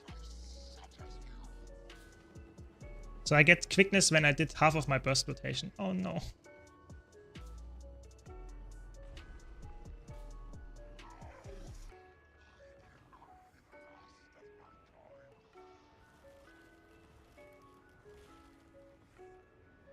Now I guess I have to dodge every single one of those attacks because we don't get stability. it's fine, we did it. Also, I noticed a massive increase in groups that slash GG before bosses and then proceed to not even precast at the mistlog. Or they run in a way before you are even done precasting, and then when you confront them, it's always, this takes too long, while they do 12 KDPS. Yeah, I mean, I often feel like people, especially people that play Guild Wars 2 to some extent more frequently, so they play Fractal CMs and stuff, they see something, what? Okay. They see something that a tryhard group does without understanding what they are actually doing. They see how they do it and they think, oh, that has to be very good, and they copy it. And then in the end, they will not succeed with what they are doing because they... Okay, they go quick DPS. Okay, okay.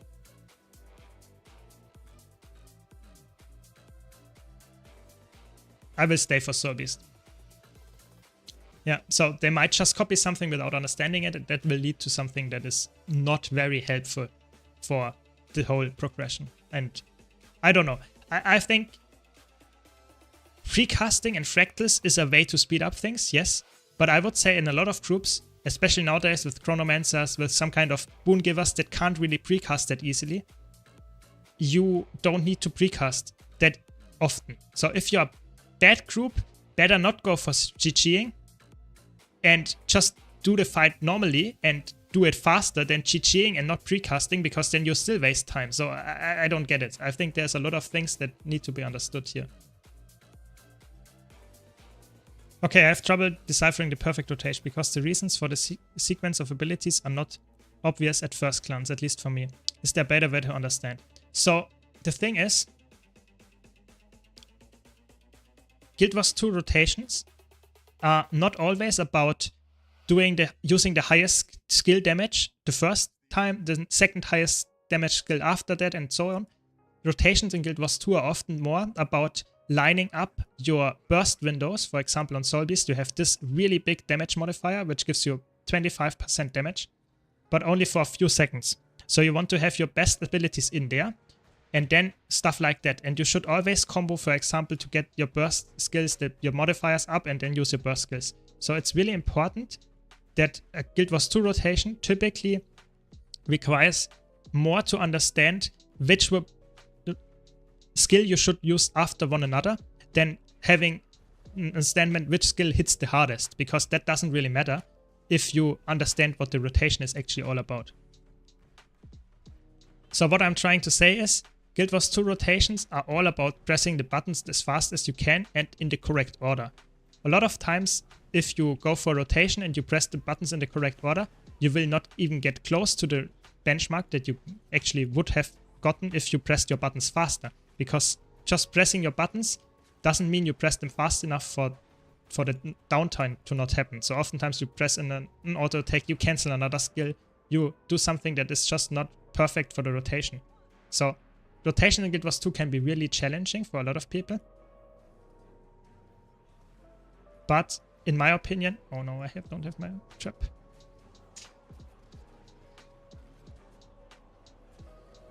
Let me quickly concentrate. Oh no.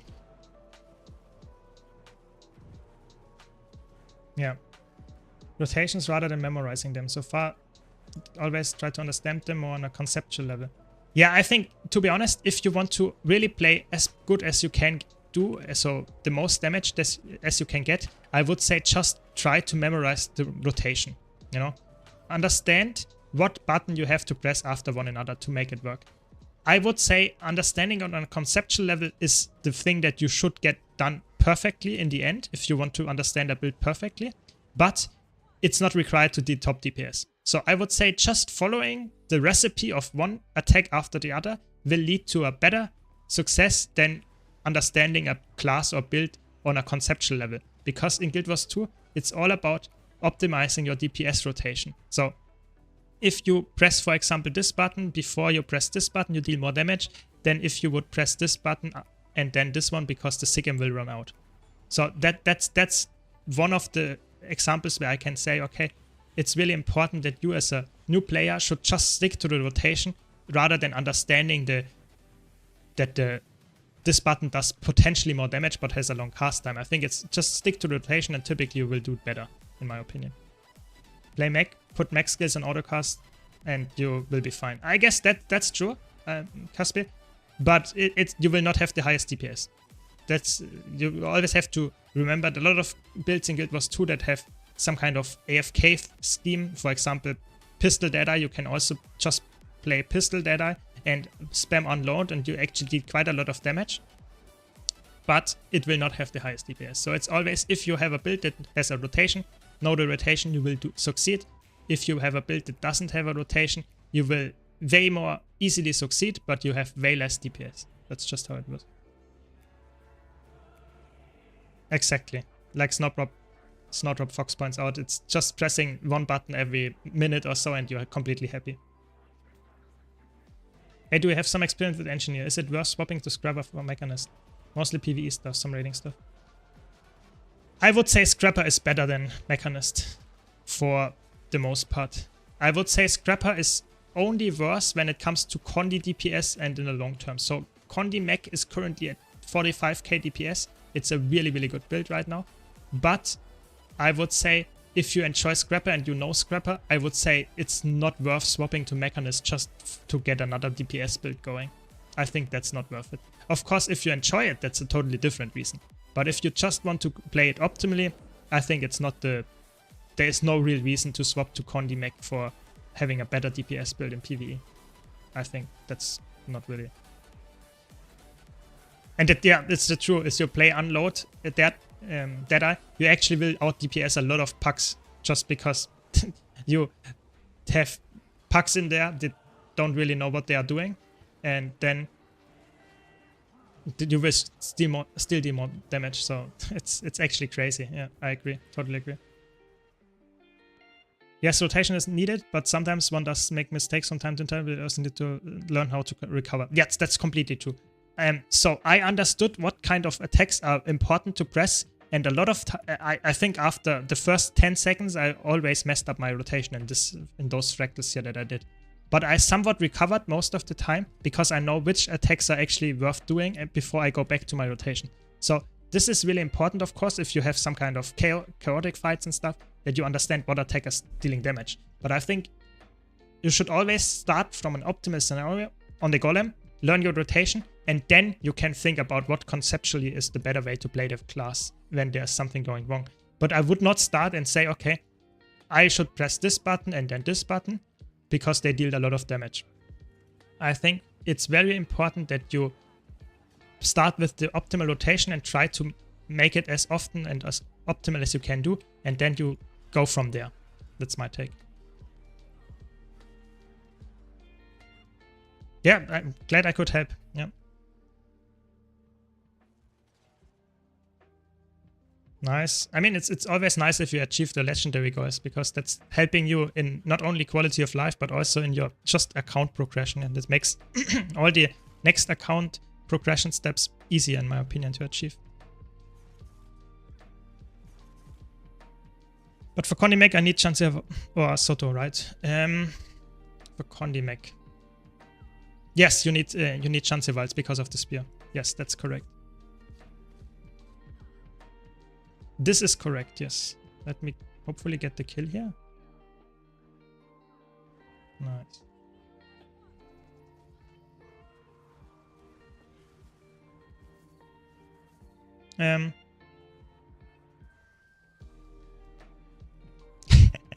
They are top 30 because of the logs. That's actually crazy. I mean, daily strikes are of course also a very bad example because oftentimes people are even worse there. But I would say it's actually crazy. It's actually totally crazy. I think people often see, oh my god, this DPS build. For example, best example here is Spear Catalyst. Last patch, 47k. Holy shit, I have to play this build. And then they play it and they don't even reach half of that number, you know?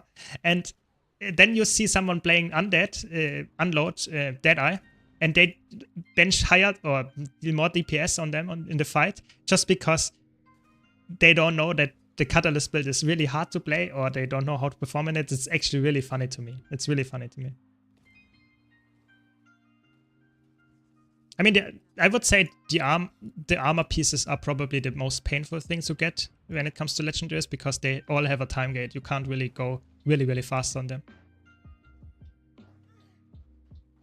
I totally get it. A lot of people say I don't want to sit on the golem and practice my rotation. I totally get it. But I would say if you want to play optimally, you should start with that. And then you can play in the open world in fractals and strikes and stuff and try it to get to the rotation as closely as you can get in the real fights. But of course I can understand if you find that boring and don't do it. Just wanted to say that this is the, I would say, the best way to actually play a build perfectly from the start. That's just my take. Yeah.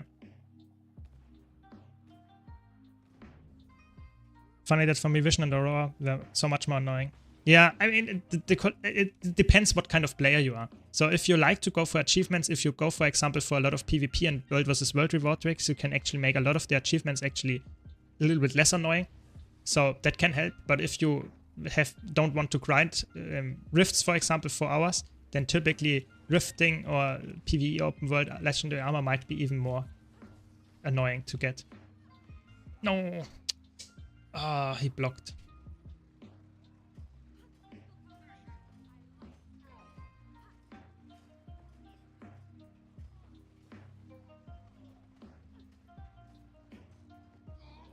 Okay. I didn't even concentrate here on the fight, sorry. The funny thing is most people get burst going and then they drop off a cliff. Sustained DPS while doing mechanics is the real end boss. Yeah, I think that's true. I think learning, I think that's what I really enjoy. You know, that's why I really like to go for a build that I really play all the time. For example, I want to play Soul Beast now in a lot of raid encounters. So first I learn the mechanic, how does the how's it called? Rotation work. So I bench on the golem, reach 95% of benchmark or something, yeah? And then I'm happy. Then I go play fractals, play strike missions, play raids all the time and try to see when I can use my burst damage, when I can actually do my typical rotation, when I have to do something else. And then at the end, you're totally right. If I can get that right every single time and do mechanics while doing it, then I'm, let's say, god level. Then I know this build is, I'm carrying the group so hard. Why did he see me there? Or it was some kind of mob.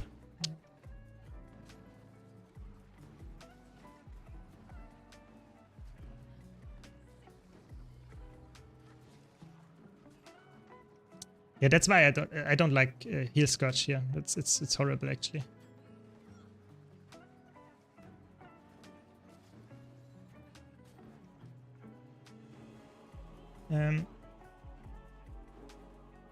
Yeah, I mean, I think everyone is different. So if someone might completely disagree with me and they learn completely different, it is completely fine. I'm just saying what I think is for me working really well. Okay, here we should get the kill. That would be very surprising if we didn't. Very nice. For new player playing only PvF and Heart of Thorns, at the moment legendaries up 20. Yes, of course you can actually get the legendaries from the base game. So no worries there. It's very easy to get actually. You don't need any expansions to get those. I tried the Snowcrows, Power Virtuos and Rotation of Golem yesterday and only got 32k max after like 30 minutes trying. Yeah, so first of all, the Power Vert is, I would say, not that hard, but you have to be a little bit careful with aftercasts and just make sure that you really stick to all your attacks and not cancelling your really important skills like your 5 and your 2 on Spear. And what is also very important is that if you don't have infusions, you have to maybe decrease the amount of DPS that you should get by 5% or something. So because the infusions will get some more DPS as well. That's important to understand. But other than that, you just have to keep trying if you want to get to the benchmark. It depends on what kind of build you're running. But for me, sometimes it takes 20 minutes to reach the 95% of the benchmark. And sometimes it takes 2 hours. It depends highly on the build. Yeah.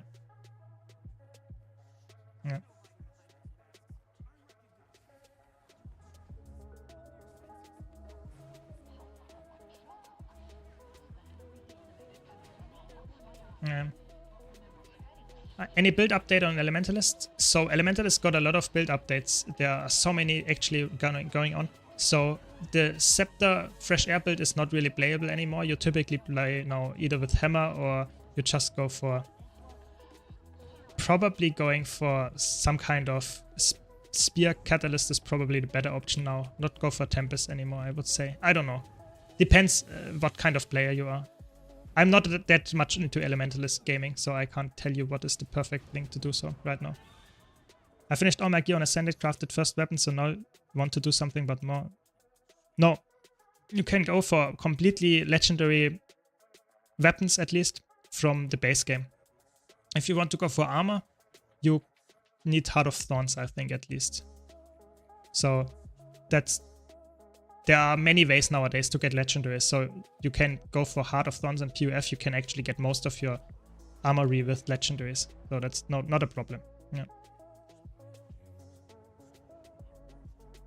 Yeah, I think, Boring Guy, you're completely correct. I think it's Guild Wars 2 is infamous for people having not even close to the amount of damage they actually can do. So I think typically one developer once said, typically one good player has the DPS of 10 bad players. That's how typically Guild Wars 2 is, so to say, split. Because a lot of people actually just don't know what they are doing. And yeah.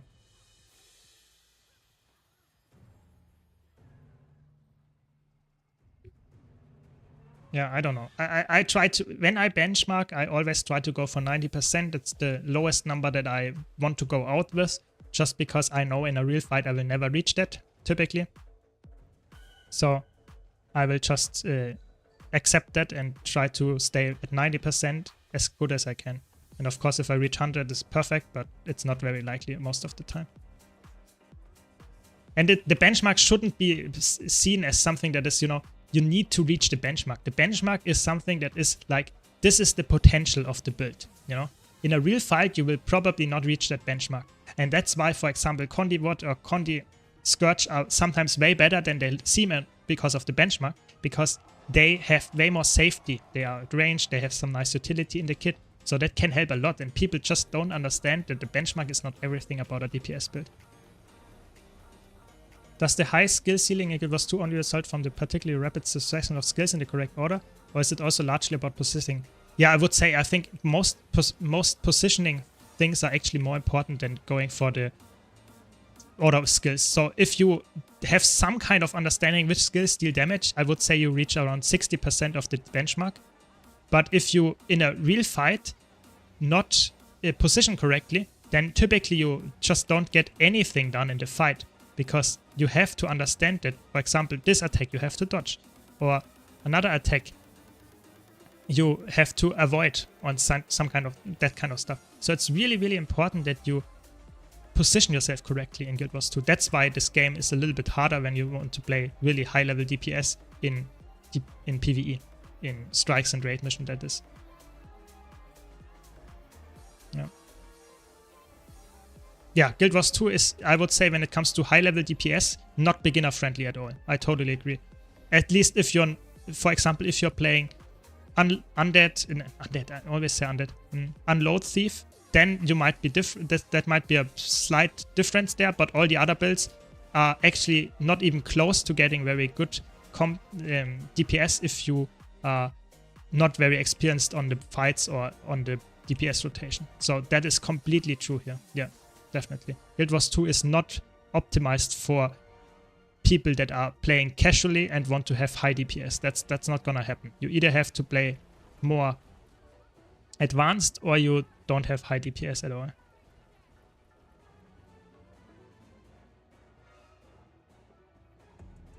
Yeah, the Golem is used as a room where you can learn the rotation, how it should look like in an optimal scenario. And that's why you should understand that. I think if you play a build quite hardcore, then you should understand that you should try to have a perfect rotation going, at least in a perfect scenario. If you can't even get the perfect rotation going on a fight like the Golem, then what are you doing? Then you should not go for this DPS build. I think, at least if you want to get high DPS, of course. If you don't care about DPS, then it doesn't matter. But if you want to go for high DPS, you should start with the Golem in my opinion, to get high DPS numbers. Because if you don't, then you will never reach the perfect amount of DPS. I think that's just very unlikely. You can't practice a rotation in a chaotic scenario like this fractal, where I get CC'd every single second, you know. Yeah, I mean, you see me, I am always, my X5, I don't even try to cast it right now. I often feel like, okay, it will not happen because of my nice heal alacrity support that I have that's not able to give me stability consistently.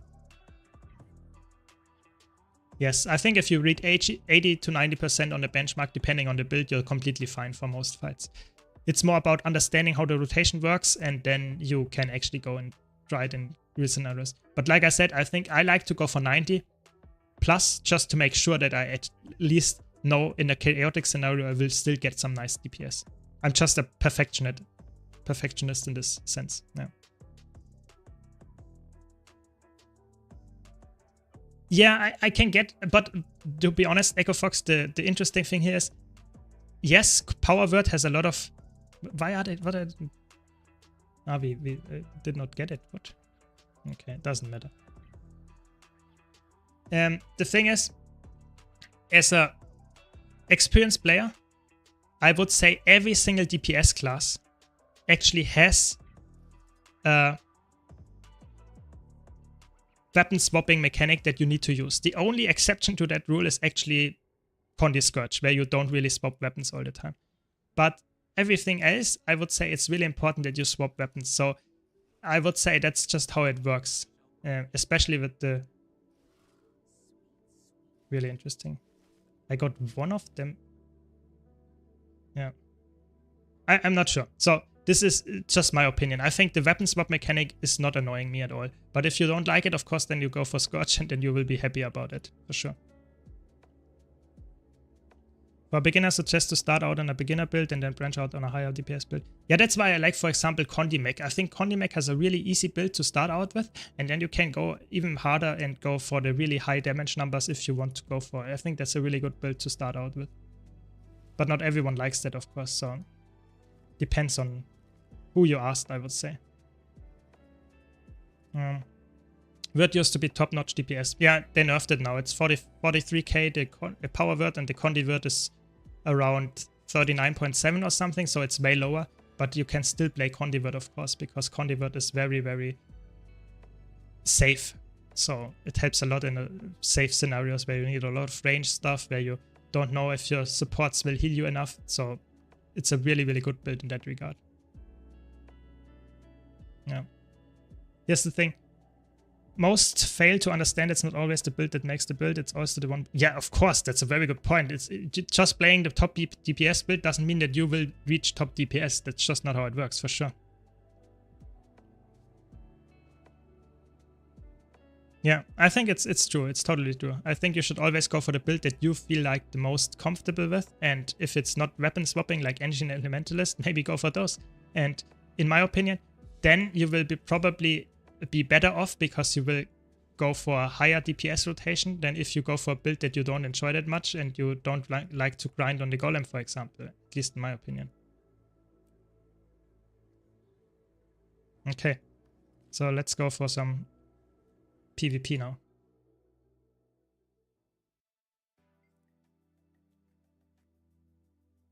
I think Engineer is probably the least played class, which is really interesting to me because I think Engineer is a really fun class. I personally don't play it that often, but maybe I should because it's really, really strong right now, especially in PvE. But in my opinion, a lot of classes are just played because of their design. So for example, a lot of people like Guardian. I can understand it. It's a really flashy class. People like to play flashy classes. Engineer is not that flashy, except from maybe Holosmith, but all the others are not that flashy. So yeah, that's probably the reason. But I would say Engineer is heavily underrated, especially in a DPS compartment, how much DPS it actually can do. And it's fun. It's fun.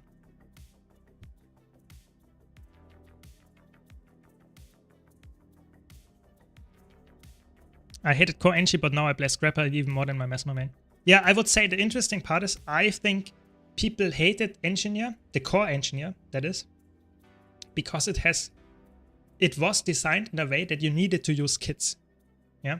And the kits, in my opinion, are just from a design perspective, more competitive focused. So you have to play a piano to make core NG work. But if you look at Scrapper, Holosmith, and even Mechanist, those three are actually not designed in a way that you have to use kits. You can, but you don't have to. And that makes them way more different than all the other elite specs, because they now completely drop the core mechanic of the core NG. So yes, core engineer is weird, not everyone likes it, but if you then look at the elite specs, you have completely different experience, in my opinion.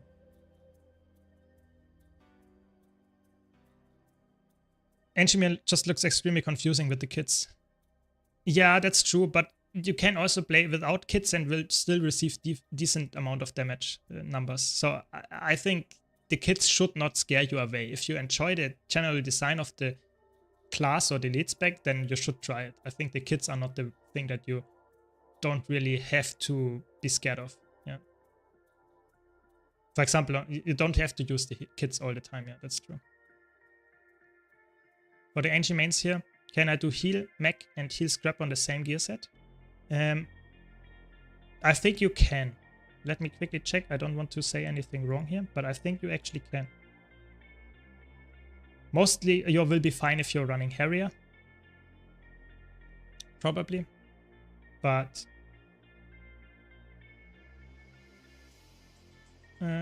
so give a Harrier Magi mix, okay. Yeah, so it's not completely the same. But I would say if you're going for a full Harrier build, you should be somewhat close. It's not perfect, but it's close enough, I would say. So I would stay in the long run. I would say it's probably better to go for something more optimized, but in the short term, I would say going for full Harrier will be 95% safe as well. So yes, it's the short answer. I wish there was an easy progression with super speed, swiftness, quickness, and this power. Yeah, I mean, super speed access is very limited. Only Scrapper really has a really high amount of super speed. Other than that, it's not really happening, I would say. And the teleport and stealth. Okay, now you are really talking about engineer. So, I don't know. Mechanist has a teleport. That's the only thing, but I don't know. I think super speed is limited to Scrapper for the most part, I would say. Only one problem with mech, that you're stuck only in PvE because it's almost useless in PvP. That's true. If you play Mechanist, then you can't play it in competitive modes, I would say. What do we have here? I wanted to play some Hammer Catalyst, but this is not the map for it, I have to admit.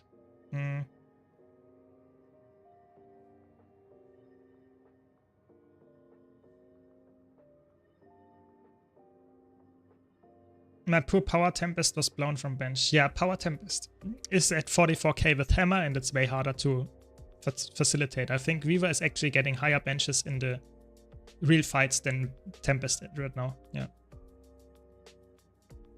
Aren't mech good on World vs. World? No, Mechanists are not that good in competitive modes. In PvP they are really, really bad, and in competitive World vs. World play, when you want to win, in Circ play it's really bad, and in, I don't know, in roaming you can make it work, but it's not crazy good. You will probably be killed by most competent players. Yeah. I must say, Filthy Casual, I would not go for Condi trinkets if you don't enjoy Elementalist with Condi builds. I think Elementalist with Condi builds plays completely different than power builds. That's just my take, yeah, but I don't know. Two classes I hate the most, mainly because I don't play them much. Ellie and Thief. Thief I'm working on slowly. Yeah, I mean, you don't have to play every single class of Guild Wars 2. I mean, there's always some kind of split. Even if you're a veteran, you will not play every single class the same amount of time, which is totally fine, you know? It's not a game where you have to play everything to succeed. There are people that played the game for over 20k hours on the same character, yeah. That's just okay. So, what do we have now? Two Willbenders and probably a Power Ref and a Power Daredevil. They will probably all engage on me. So let's see how long I can live for that. Oh, they actually engaged on our Willbender, which is obviously not what we want.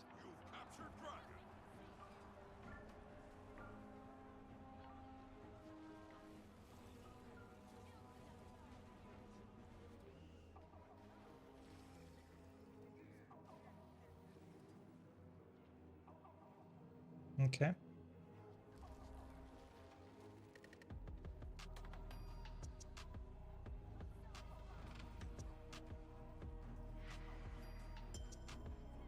Let me concentrate here. I want to win this 1-on-1. Doesn't look like it's actually a 1-on-1. He's just leaving.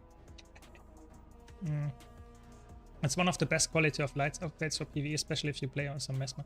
Yeah, I think the White Mantle Portal device is such a good thing. It's the only thing that I really would recommend everyone to purchase on. Even if you don't play raids, I think that's the thing that you should save your magnetite shards for, just because it's such an amazing quality of life feature. I played a lot of Sarah. I did never drop it, so I think you should not be sad if you have to purchase it. I think it's such a good thing. I would highly recommend it. If you play any kind of PvE, it's such a good thing. Yeah, that's a very unfair match. It's not really losable, I would say. Spend more time on my back or face down with Ellie than any other class. I'm not sure. I think I would agree in the early days, but nowadays Elementalist has some nice sustain tools. I have to admit. Viva has some nice barrier baked into the kit. I'm not sure. I think Elementalist is still a very good class to play. Even after the Tempest nerfs, I have to admit. But I can totally get why you would not play it.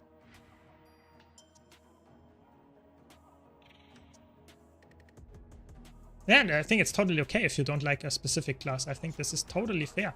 But I wouldn't say in... Oh my gosh.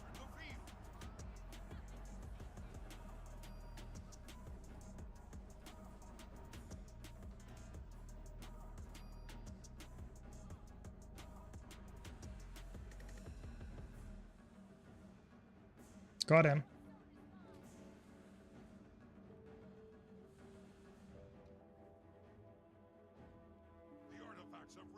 I mean, it's like everything in life. You don't have to do everything to have fun. You know, you can stick to the things that are actually fun to you.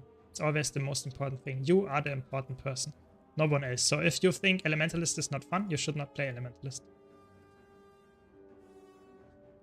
And that's, I would say you should have various classes to play if you want to play Guild Wars 2 long term, just because it's more fun to play various game modes on various classes, because that typically makes it way more interesting. You have way less chance to burning out. But it's definitely not needed to play. You can just stick to your Guardian if you want to play one class and you will totally be fine. And it doesn't have to be Guardian for that matter.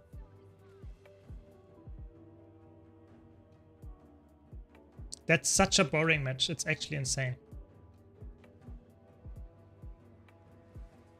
PvP in a nutshell, I would say.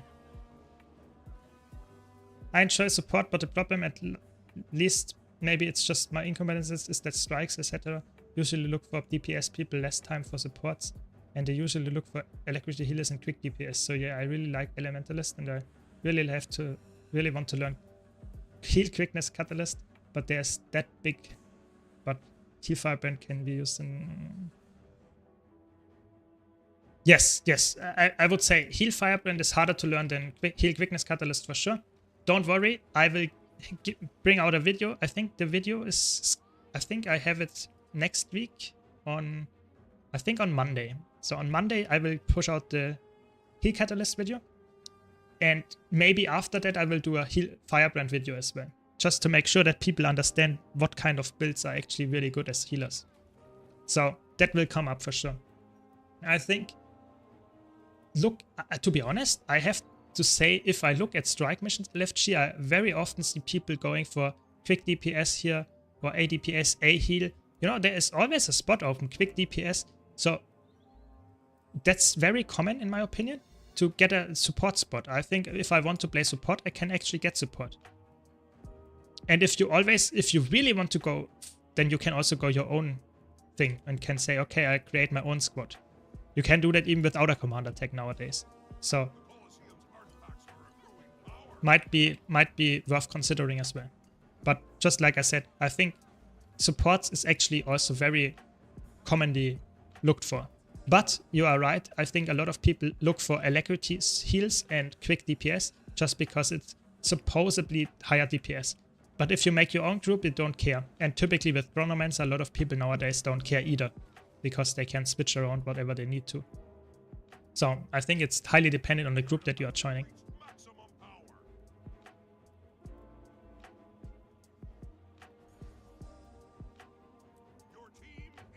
But that's just my take, you know.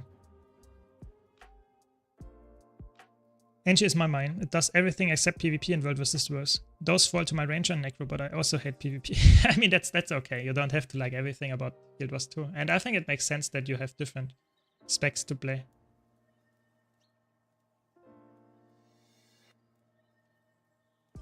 Into a good group that will support your decision as what you're playing is key.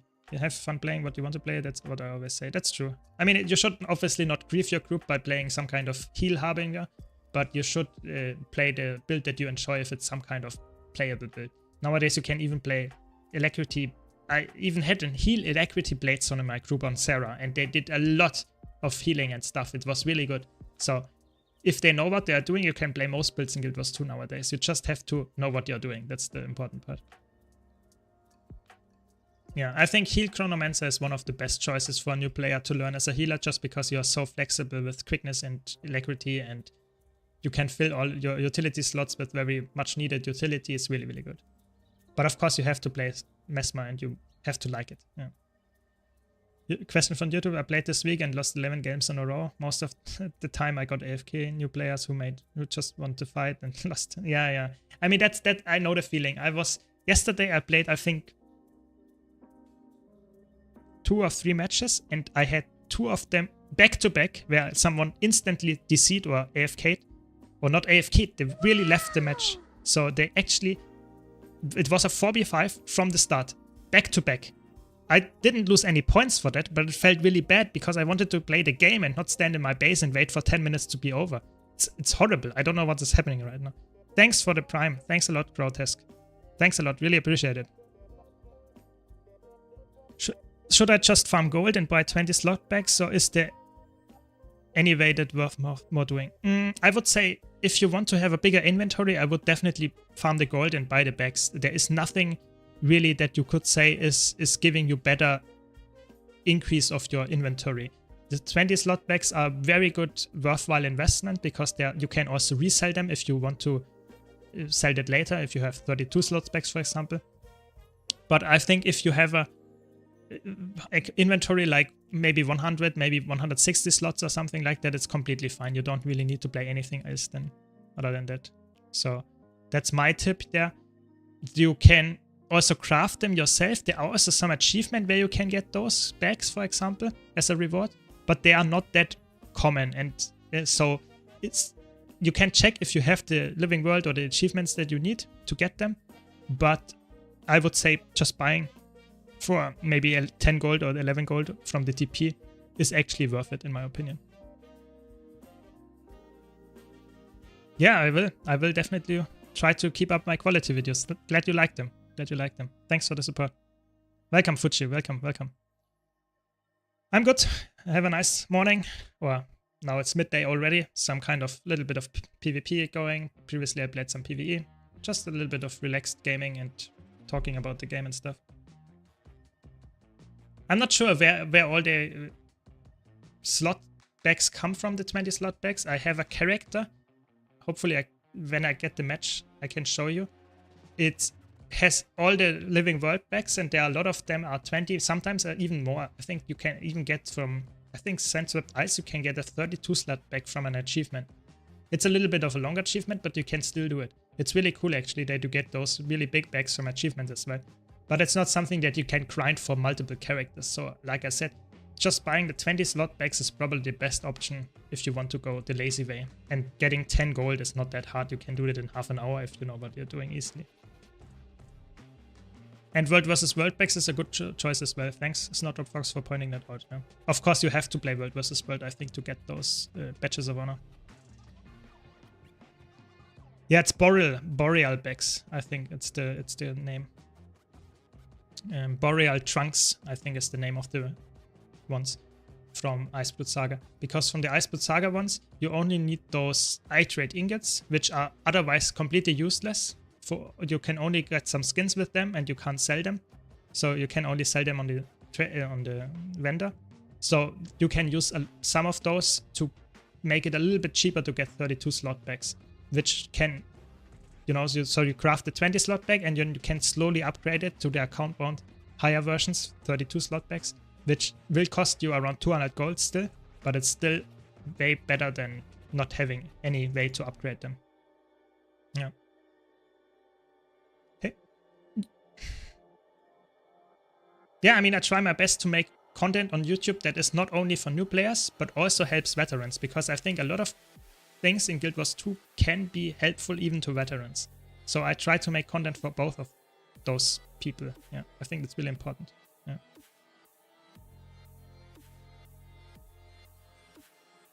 Like I said, yeah, thanks for posting the link, thanks. Yeah, but like I said, I think 10 gold investment for 20 gold slot bags is not bad. And the good thing is, like I said, you can resell them, so you can just unequip them and sell them. Yeah, I have all of them all the time. It's not that much. You can pre-order them for under 10 gold. It's really, really good. So, I don't know. I think it's a good thing. But of course, you can also start with lower bags, like Mishka points out. 18 slot bags can also help a lot, and they're way cheaper if you go for those little bit less spacey bags. Yeah. Yeah, it's very good. But like I said, you can resell the bags, not the 32 or over 20 bag slots. You can't do that, but 20 slots is resellable, and I would say everything that is below that is resellable. So it's not actually a loss if you buy them. So really important to note, I would say. And I think having somewhat of a big inventory, you don't need to have 400 spaces or something. I have characters that have that. It's not necessary. Typically, as a new player, 5 slots with somewhat decent, maybe 18 slot bags is typically enough. You can delete a lot of stuff, you can deposit a lot of stuff, you can put stuff on the bank, and you should be fine. Of course, in the long run, you can go for 200. I think 200 is a really nice number to get for characters that also store stuff, but other than that, it's not necessary. Yeah. How many matches you played this season? I think it's 131, so I'm not even close to getting into the leaderboard. I just play PvP for fun. At this point, I don't really care about ranked and rating and stuff. I just play for fun and play whenever I have time and energy to play some ranked. So, yeah. So let's see, what do we have here? So this time I'm playing it. I want to play Hammer Catalyst. I really want to. Because I think it's a really good side noting build right now.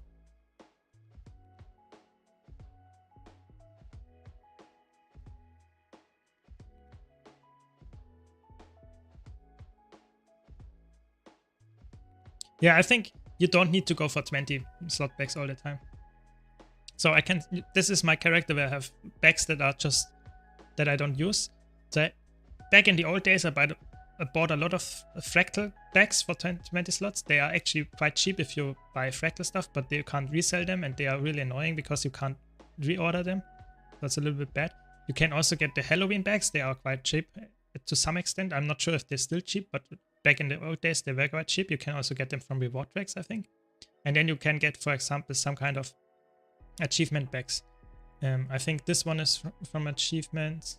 This is achievement bag. This is achievement. So you can get some 20 slot bags, this one as well, that you can actually get from achievements. This is from EOD, I think. So you can get 20 slot bags also from achievements. But typically I use those gossamer bags because you can resell them. It's really cheap to craft them. Or buy them from the TP. And they can just the most common used ones. For me, I also use invisible bags for my PvE characters, just to make sure that we actually have some kind of safe space. But other than that, bags are just... I have quite a lot of storage space just because of my characters, so I might have a different opinion on that. That might be true. But still, I think bags in this game are not that necessary to have at the highest level. That's not needed, I would say. So let's see, do we have someone that can go? Oh, someone is coming here. Let's see.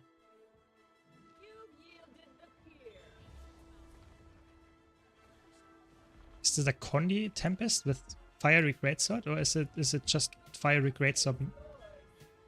Yeah, it is actually. Oh no.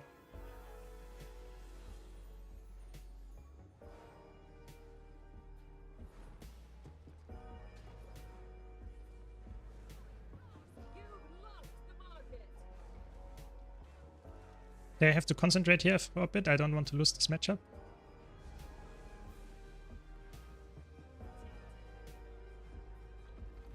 Why do I have to play against a Condi Tempest when I'm playing Hammer Catalyst? It's so sad.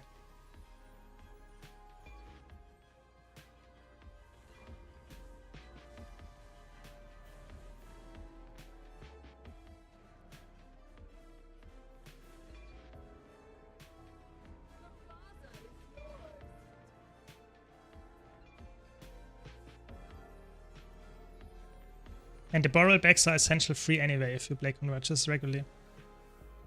Yes, I would say the 20 slots ones. The 32 slot bags still cost a lot of gold, and I mean a lot of gold.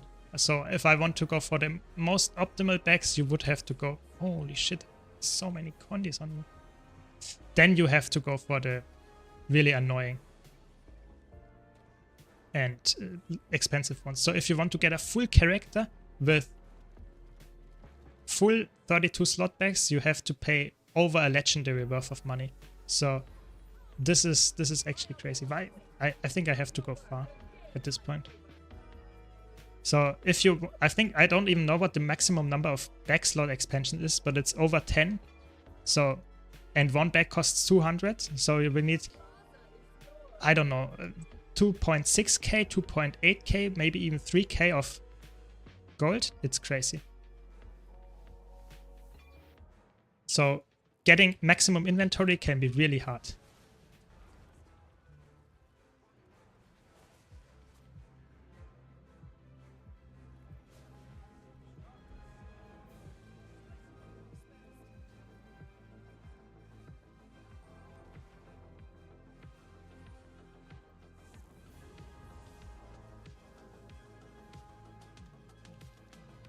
Okay.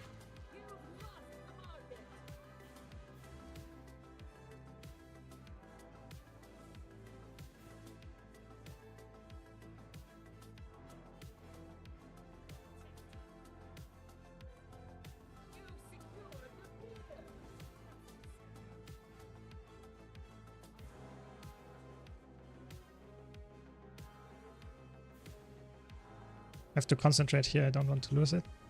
I got this CC on the other guy. Interesting. Why is everyone in the other match, other team, except the Word playing Condi? That's so annoying.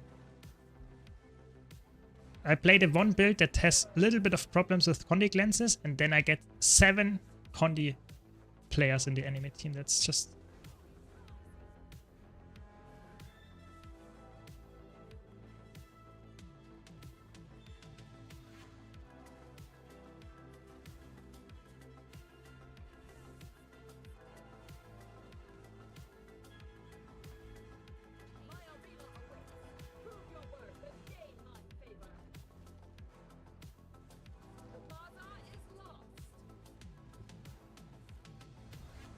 Okay, we did it. Yeah, I mean, I played... I have to be... I'm not sure if my account is very unlucky, but I played so many convergences. Really, I played over 200 convergences, and I think I got it twice. I got twice some of those runes of holding twice. Yeah, I don't know. Maybe I'm just very unlucky, but I'm not sure if I really get a lot of runes of holding.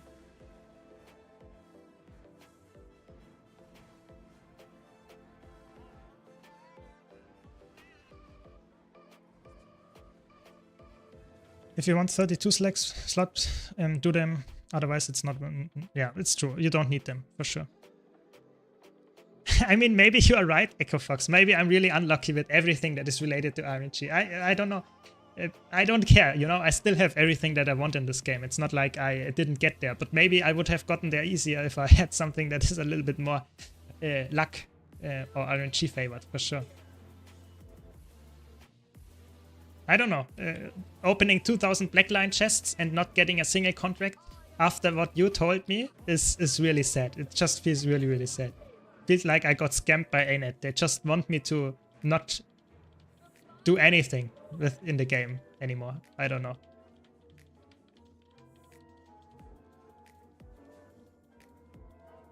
It's such a close match. It's actually crazy.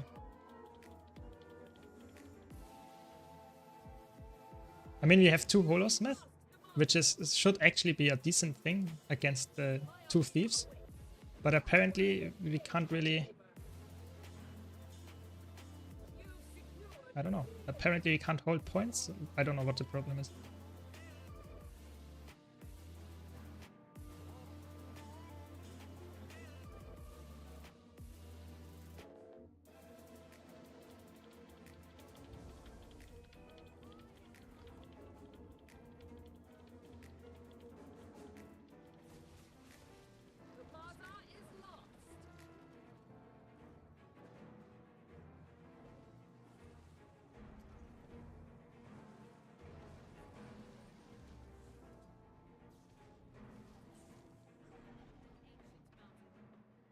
Yeah. You know what I really want at this point? An infusion that isn't blue or some variation of black with extra colors. I want an infusion slot or multiple infusion slots like wardrobes or infusions. I want a total rework of infusions. I think infusions are one of the worst things for Guild Wars 2. Not only because it makes infusions very annoying for fractals and agony and stuff, but I want something that makes new players get more into the game. I want infusions to be account bound so you can't resell them, so they will consistently get enough value. It will not completely always go down in price. Something like that. There's a lot of things. I want infusions to be more like a skin. Oh my gosh.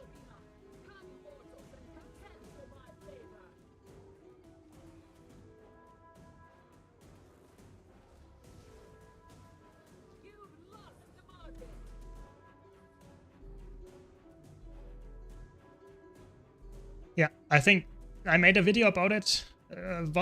I think it's at this point 3 months ago or something, and I actually still think so. What is this guy playing? It's actually crazy.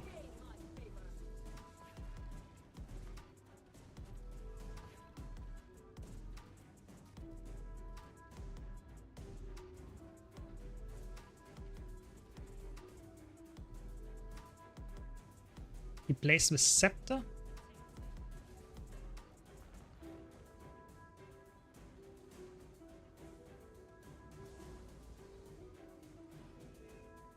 With Scepter, Spear, Power? I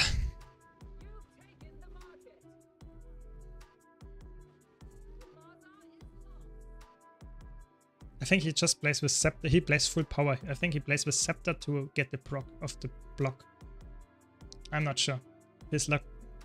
This match is really hard as playing as a Tempest or some kind of not very good at Condi builds. My team is consistently losing.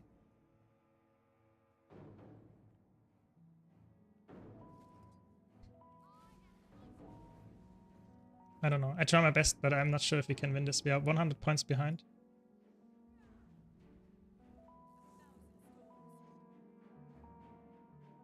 I mean, it's not lost. We get the decap on close and we are fine. Yeah, we got it. Nice. Did you see Captain Crabside's video PvP Spellcraft dual maze? I actually saw it, and I think it's really fun. It's not a strong build, I have to be honest. I think he made it out to be way stronger than it is. I think it is a build that can be played because it's really annoying, but I think it is not where it needs to be a really meta build. I can't leave against 2 thieves, I have to be honest.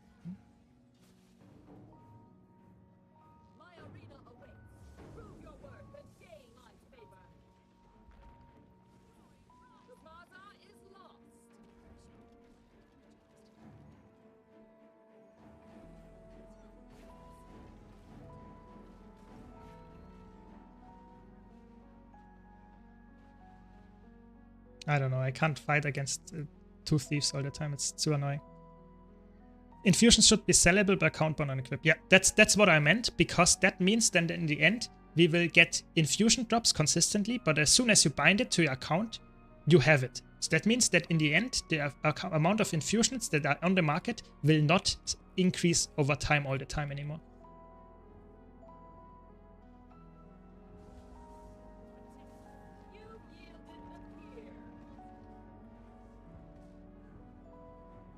So that's what I meant to say here.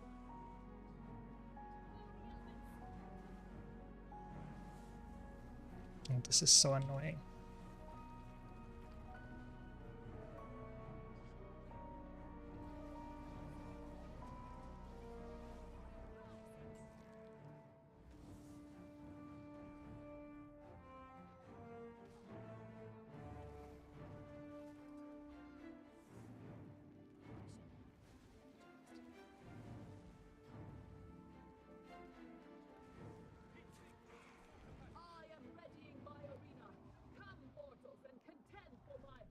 The Condi Conecro. It's horrible when I have to hold the point, but I think we still won the match, I guess.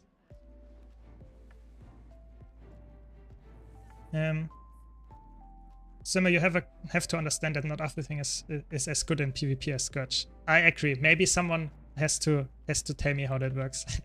I'm just not as good enough to understand that Scourge might not be the best option. I don't know. Which salvage kit should I use in Ascended Rings? The only Ascended kit that a salvage kit that works is the Ascended one. That build doesn't cleanse counties, it survives them. I mean, that's a good quote. That's true.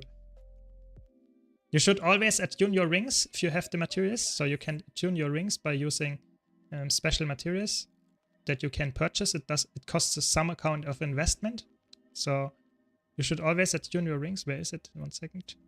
Here, so you have to use this agonized essence, 1 agony infusions, the ring, and the 1 philosopher's stone, or a few amount of them. In the Mystic Forge, you attune it, and then you can salvage it with the Ascended Salvage Kit, and you will get on average more money out of it than if you did not attune them before. So really important to do that if you want to min-max the gold gain. Yeah, good point by Echo Fox. By Snowdrop Fox, sorry. And is getting the mobile Mystic Forge really as annoying to get as the wiki shows? I mean, you can just buy it from the TP. Mystic Forge Conduit. You can just buy it. 130. This one is this one, if you get it and open it, you get an account bound version. That's what I have. Or you can go for the resellable one, which is 700 something. So you can just buy it. It's not annoying at all. I think it's one of the best investments that I made with my account, because I used it almost daily. So almost as good as the Permanent Bank Express. Yeah. Yeah. I mean, I wouldn't. No, not infusing. Not infuse your rings. Never infuse your rings. That's too expensive.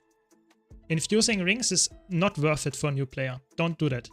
Only attune them. Infuse the rings only if you want to use them. That's the very important thing here. Don't use the infusion things on rings if they are already infused when they drop. Really important. Really, really important. Because if infusing rings is costing you stuff like stuff that drops from fractals, and you have a limited amount of those. Where is it? This ones.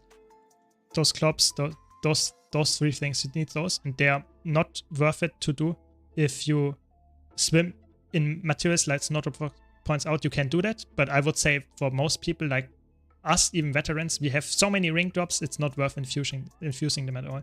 You just keep those, especially because you need those for the ascended or legendary stuff, so keep that. Yeah, very important. And I would say ascended rings are worth salvaging. All the other ascended stuff is only worth salvaging if you need the materials that can drop out of it. So the how is it called? Dark matter or something like that. Only then it's worth like those balls of dark energy. This is useful for legendaries to craft this thing, and you can also get some vision crystals and stuff. I have a guide about ascended salvaging and what you should do and what you shouldn't do. But typically I would say ascended salvaging is only worth it for the rings to make money. All the other things, not worth it. It's just to get some materials that you couldn't get otherwise. Yeah. Exactly. If someone asks what kit to use to salvage ascended rings, they probably don't have that many materials if they don't know they have to use the ascended salvage kit. So it's totally fair. Don't be sad about asking the question like that. I'm always happy to answer, and no one is mean here. Just saying you're probably a new player and therefore you should not get recommended stuff that is really late game focused. Yeah. Yes, I mean, I would say it makes sense to salvage all your ascended items after you get the legendary stuff already, but don't forget, there are 2 things to consider. First of all, it might be more lucrative to go for researching stuff because you can actually research your ascended items, some of them or most of them, and you get a big amount of research nodes, which can be really fast way of getting research nodes. It's not the most optimal one, but it's a really fast way. Second of all, you don't get a lot of money. You waste a lot of money actually, because the ascended salvage kits can be quite expensive. So you waste a lot of money, you don't get that much back, except for the rings. And the last thing to consider, and that's also a very important one, I would say, that you, for example, if you want to play a build in fractals, yeah, typically in fractals and dungeons, if you want to min-max, you want to use special kind of sigils on weapons. Yeah. So for example, so-called slaying sigils. You want to use demon sigils. You want to use destroyer sigils, elemental sigils, that kind of sigils when you play dungeons, when you play fractals, to get more damage against those types if you want to really min-max. And it's really annoying to swap your weapons around if you have legendary weapons, you know, because you have to have a different gear template, and every time you equip a different weapon, it completely resets. So going for salvaging ascended weapons might not be the most optimal way to do so, because you can use the ascended weapons as your swap weapons and can easily swap them. For me, that is the way to go, but I don't want that to recommend to people that don't do fractals and dungeons on a hard level. And Snowdrop Fox points out here, you can also salvage and those amulets that you, or I think it's amulets that you can get from Piora Marches, where you can then get really lucky and get some high of those items that you can then sell on the TP. I think it's Brilliance or something like that, legendary items that can drop out of the salvage thing. So how is it called? Salvaged Excellence, exactly. So 500 gold or something can drop when you salvage that. That was more expensive in the past, but this is still worth it. If you can get it done, nice, but I wouldn't gamble for that. I think, at least on my account, I don't have that. I never got that, so I would not go for that. So I have a character only full. I have over 300 weapons lying around. Ascended weapons that I saved up, because just for the reason that I might use them for a character to swap stuff. I have even more on other characters, but that's my storage character. So ascended weapons I would not salvage, just for that reason, because you can use them on swapping gear very easily without having to completely redo the equipment template. So just saying, that can be a use of that. Really important for people that are new to the game. I would not salvage your ascended weapons, because they might have some use in the future. Even for me as a veteran, they still have some use. So very important note. Yeah.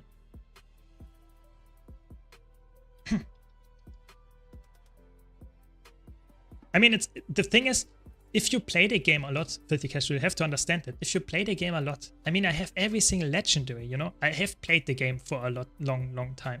If you play Fractals, if you play Raids, if you played all the other, and you go, for a lot of other stuff. You get so many ascended things, you know. I go for all the skins. I have to go, for example, for if I want to get those icy dragon slayer things, I have to craft them and I have to get them at some point. That takes forever to craft and stuff to get the achievements. And in the end, I get an ascended weapon with a skin that I didn't have before. And then I have save it, you know. And that's for every single item. For example, I get the frost sword from a dragon stand drop. I have the skin now. I save the weapon. I can now use it as a weapon whenever I want to. I don't know. I mean, it only costs ice shards and karma, which are most basically useless, huh? Unless you trade sage shards for season 4 currency, obviously. Yeah, it's true. I always save my eternal ice shards because you can also use them to get more of the Atrite ingots. I know, it's crazy, but you can actually make Atrite ingots out of the ice shards, and you can then make more of the boreal bags. So my endgame goal is having every character equipped with a lot of bags. So you can see I have a lot of bags here. Reinforced boreal trunks. That's the one that we mentioned earlier. 32 slot bags that are only 200 gold only is good, but it's only. Yeah. So what is my current age? So my character, I played every single character on this account about, in the end, summary, 13k hours. Quite close. So it's not that high actually for a veteran. It's obviously quite crazy high, but if you are a veteran, there are people that have 2 times, 3 times the amount. So, and don't have as much gold and stuff as I do. So it's not that crazy actually. Don't be sad. I would say the amount of time I invested in Guild Wars 2 is too much. It's too much. I should not have played that much, but it's my hobby, you know. It's my passion. I like it, but don't worry. It doesn't mean it's necessary. You can play the game for 100 hours and still have a lot of stuff that you want to get. You don't need to play that much. Don't worry. Yeah, I don't have that much. That's what I said. There are a lot of people. Yeah, Fuji, you know, I don't play that much actually. I for a veteran that played since launch almost, it's not that much. It's not that much. I like to optimize things. I like to play perfectly at as close as I can get. That's why I have a big amount of hours, but I'm still somewhat very decent when it comes to gold and rotation and that kind of stuff. But it's fine.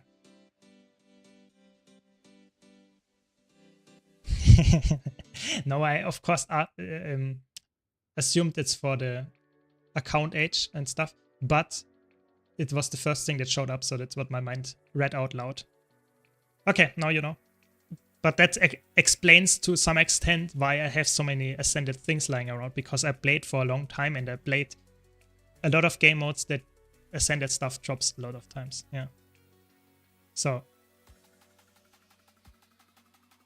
But I have to be honest, my account is like, I'm some kind of storage fan. I like to have a lot of storages.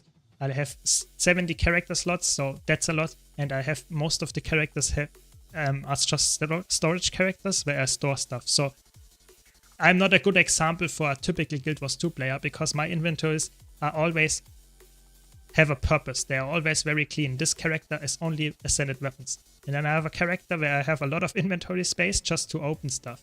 And this character doesn't even have full inventory, but it's completely empty. It has over 400 slots and it's completely empty. So I have a lot of characters and most of them are used for storage. So I have some kind of fetish. If you think that is a fetish, yes. That's just how it is, I guess. Yeah. You know, I have this character, for example, is my luck character. I save all my luck on them. Yeah, that's it. Yeah, I mean, it makes sense. I think Guild Wars 2 is made to have a lot of characters just because it's so easy to swap stuff around with them. And I just am a big fan of that. Yeah, this guy has full luck inventory. And it's not only the highest amount of luck, so the exotic luck, I actually have on different characters because this is already full with that one. It's just used to craft it. So if I have time, then I go here and craft the luck thing. And it takes forever to craft, but I will do that at some point. Yeah, it takes a while, but I will do that. I mean, it's fine. Everyone else, Guild Wars 2 is a sandbox game. Yeah, So you should spend your in-game gold on stuff that you enjoy. So if you like to have storage, spend it on backslots or backslot expansions. If you like fashion, spend it on fashion. You can of course go crazy like me and go for fashion and backslots, yeah, and you can also go for other stuff. There's a lot of options there, but do whatever you like, you know, that's the game. It's a sandbox game after all. I don't know, it's just what I want to say. Play the game you want to play, you know, it's really important. Yeah. And I think with that, I will also end the stream for the day. So thanks a lot for watching. I hope you enjoyed it. Thanks for all the follows and subs. Thanks, really appreciate it. Be sure to check out my YouTube channel and for more interesting content and guides. And thanks all. It was really fun. I hope you had a fun time as well. Have a nice weekend and see you around. Thanks for watching.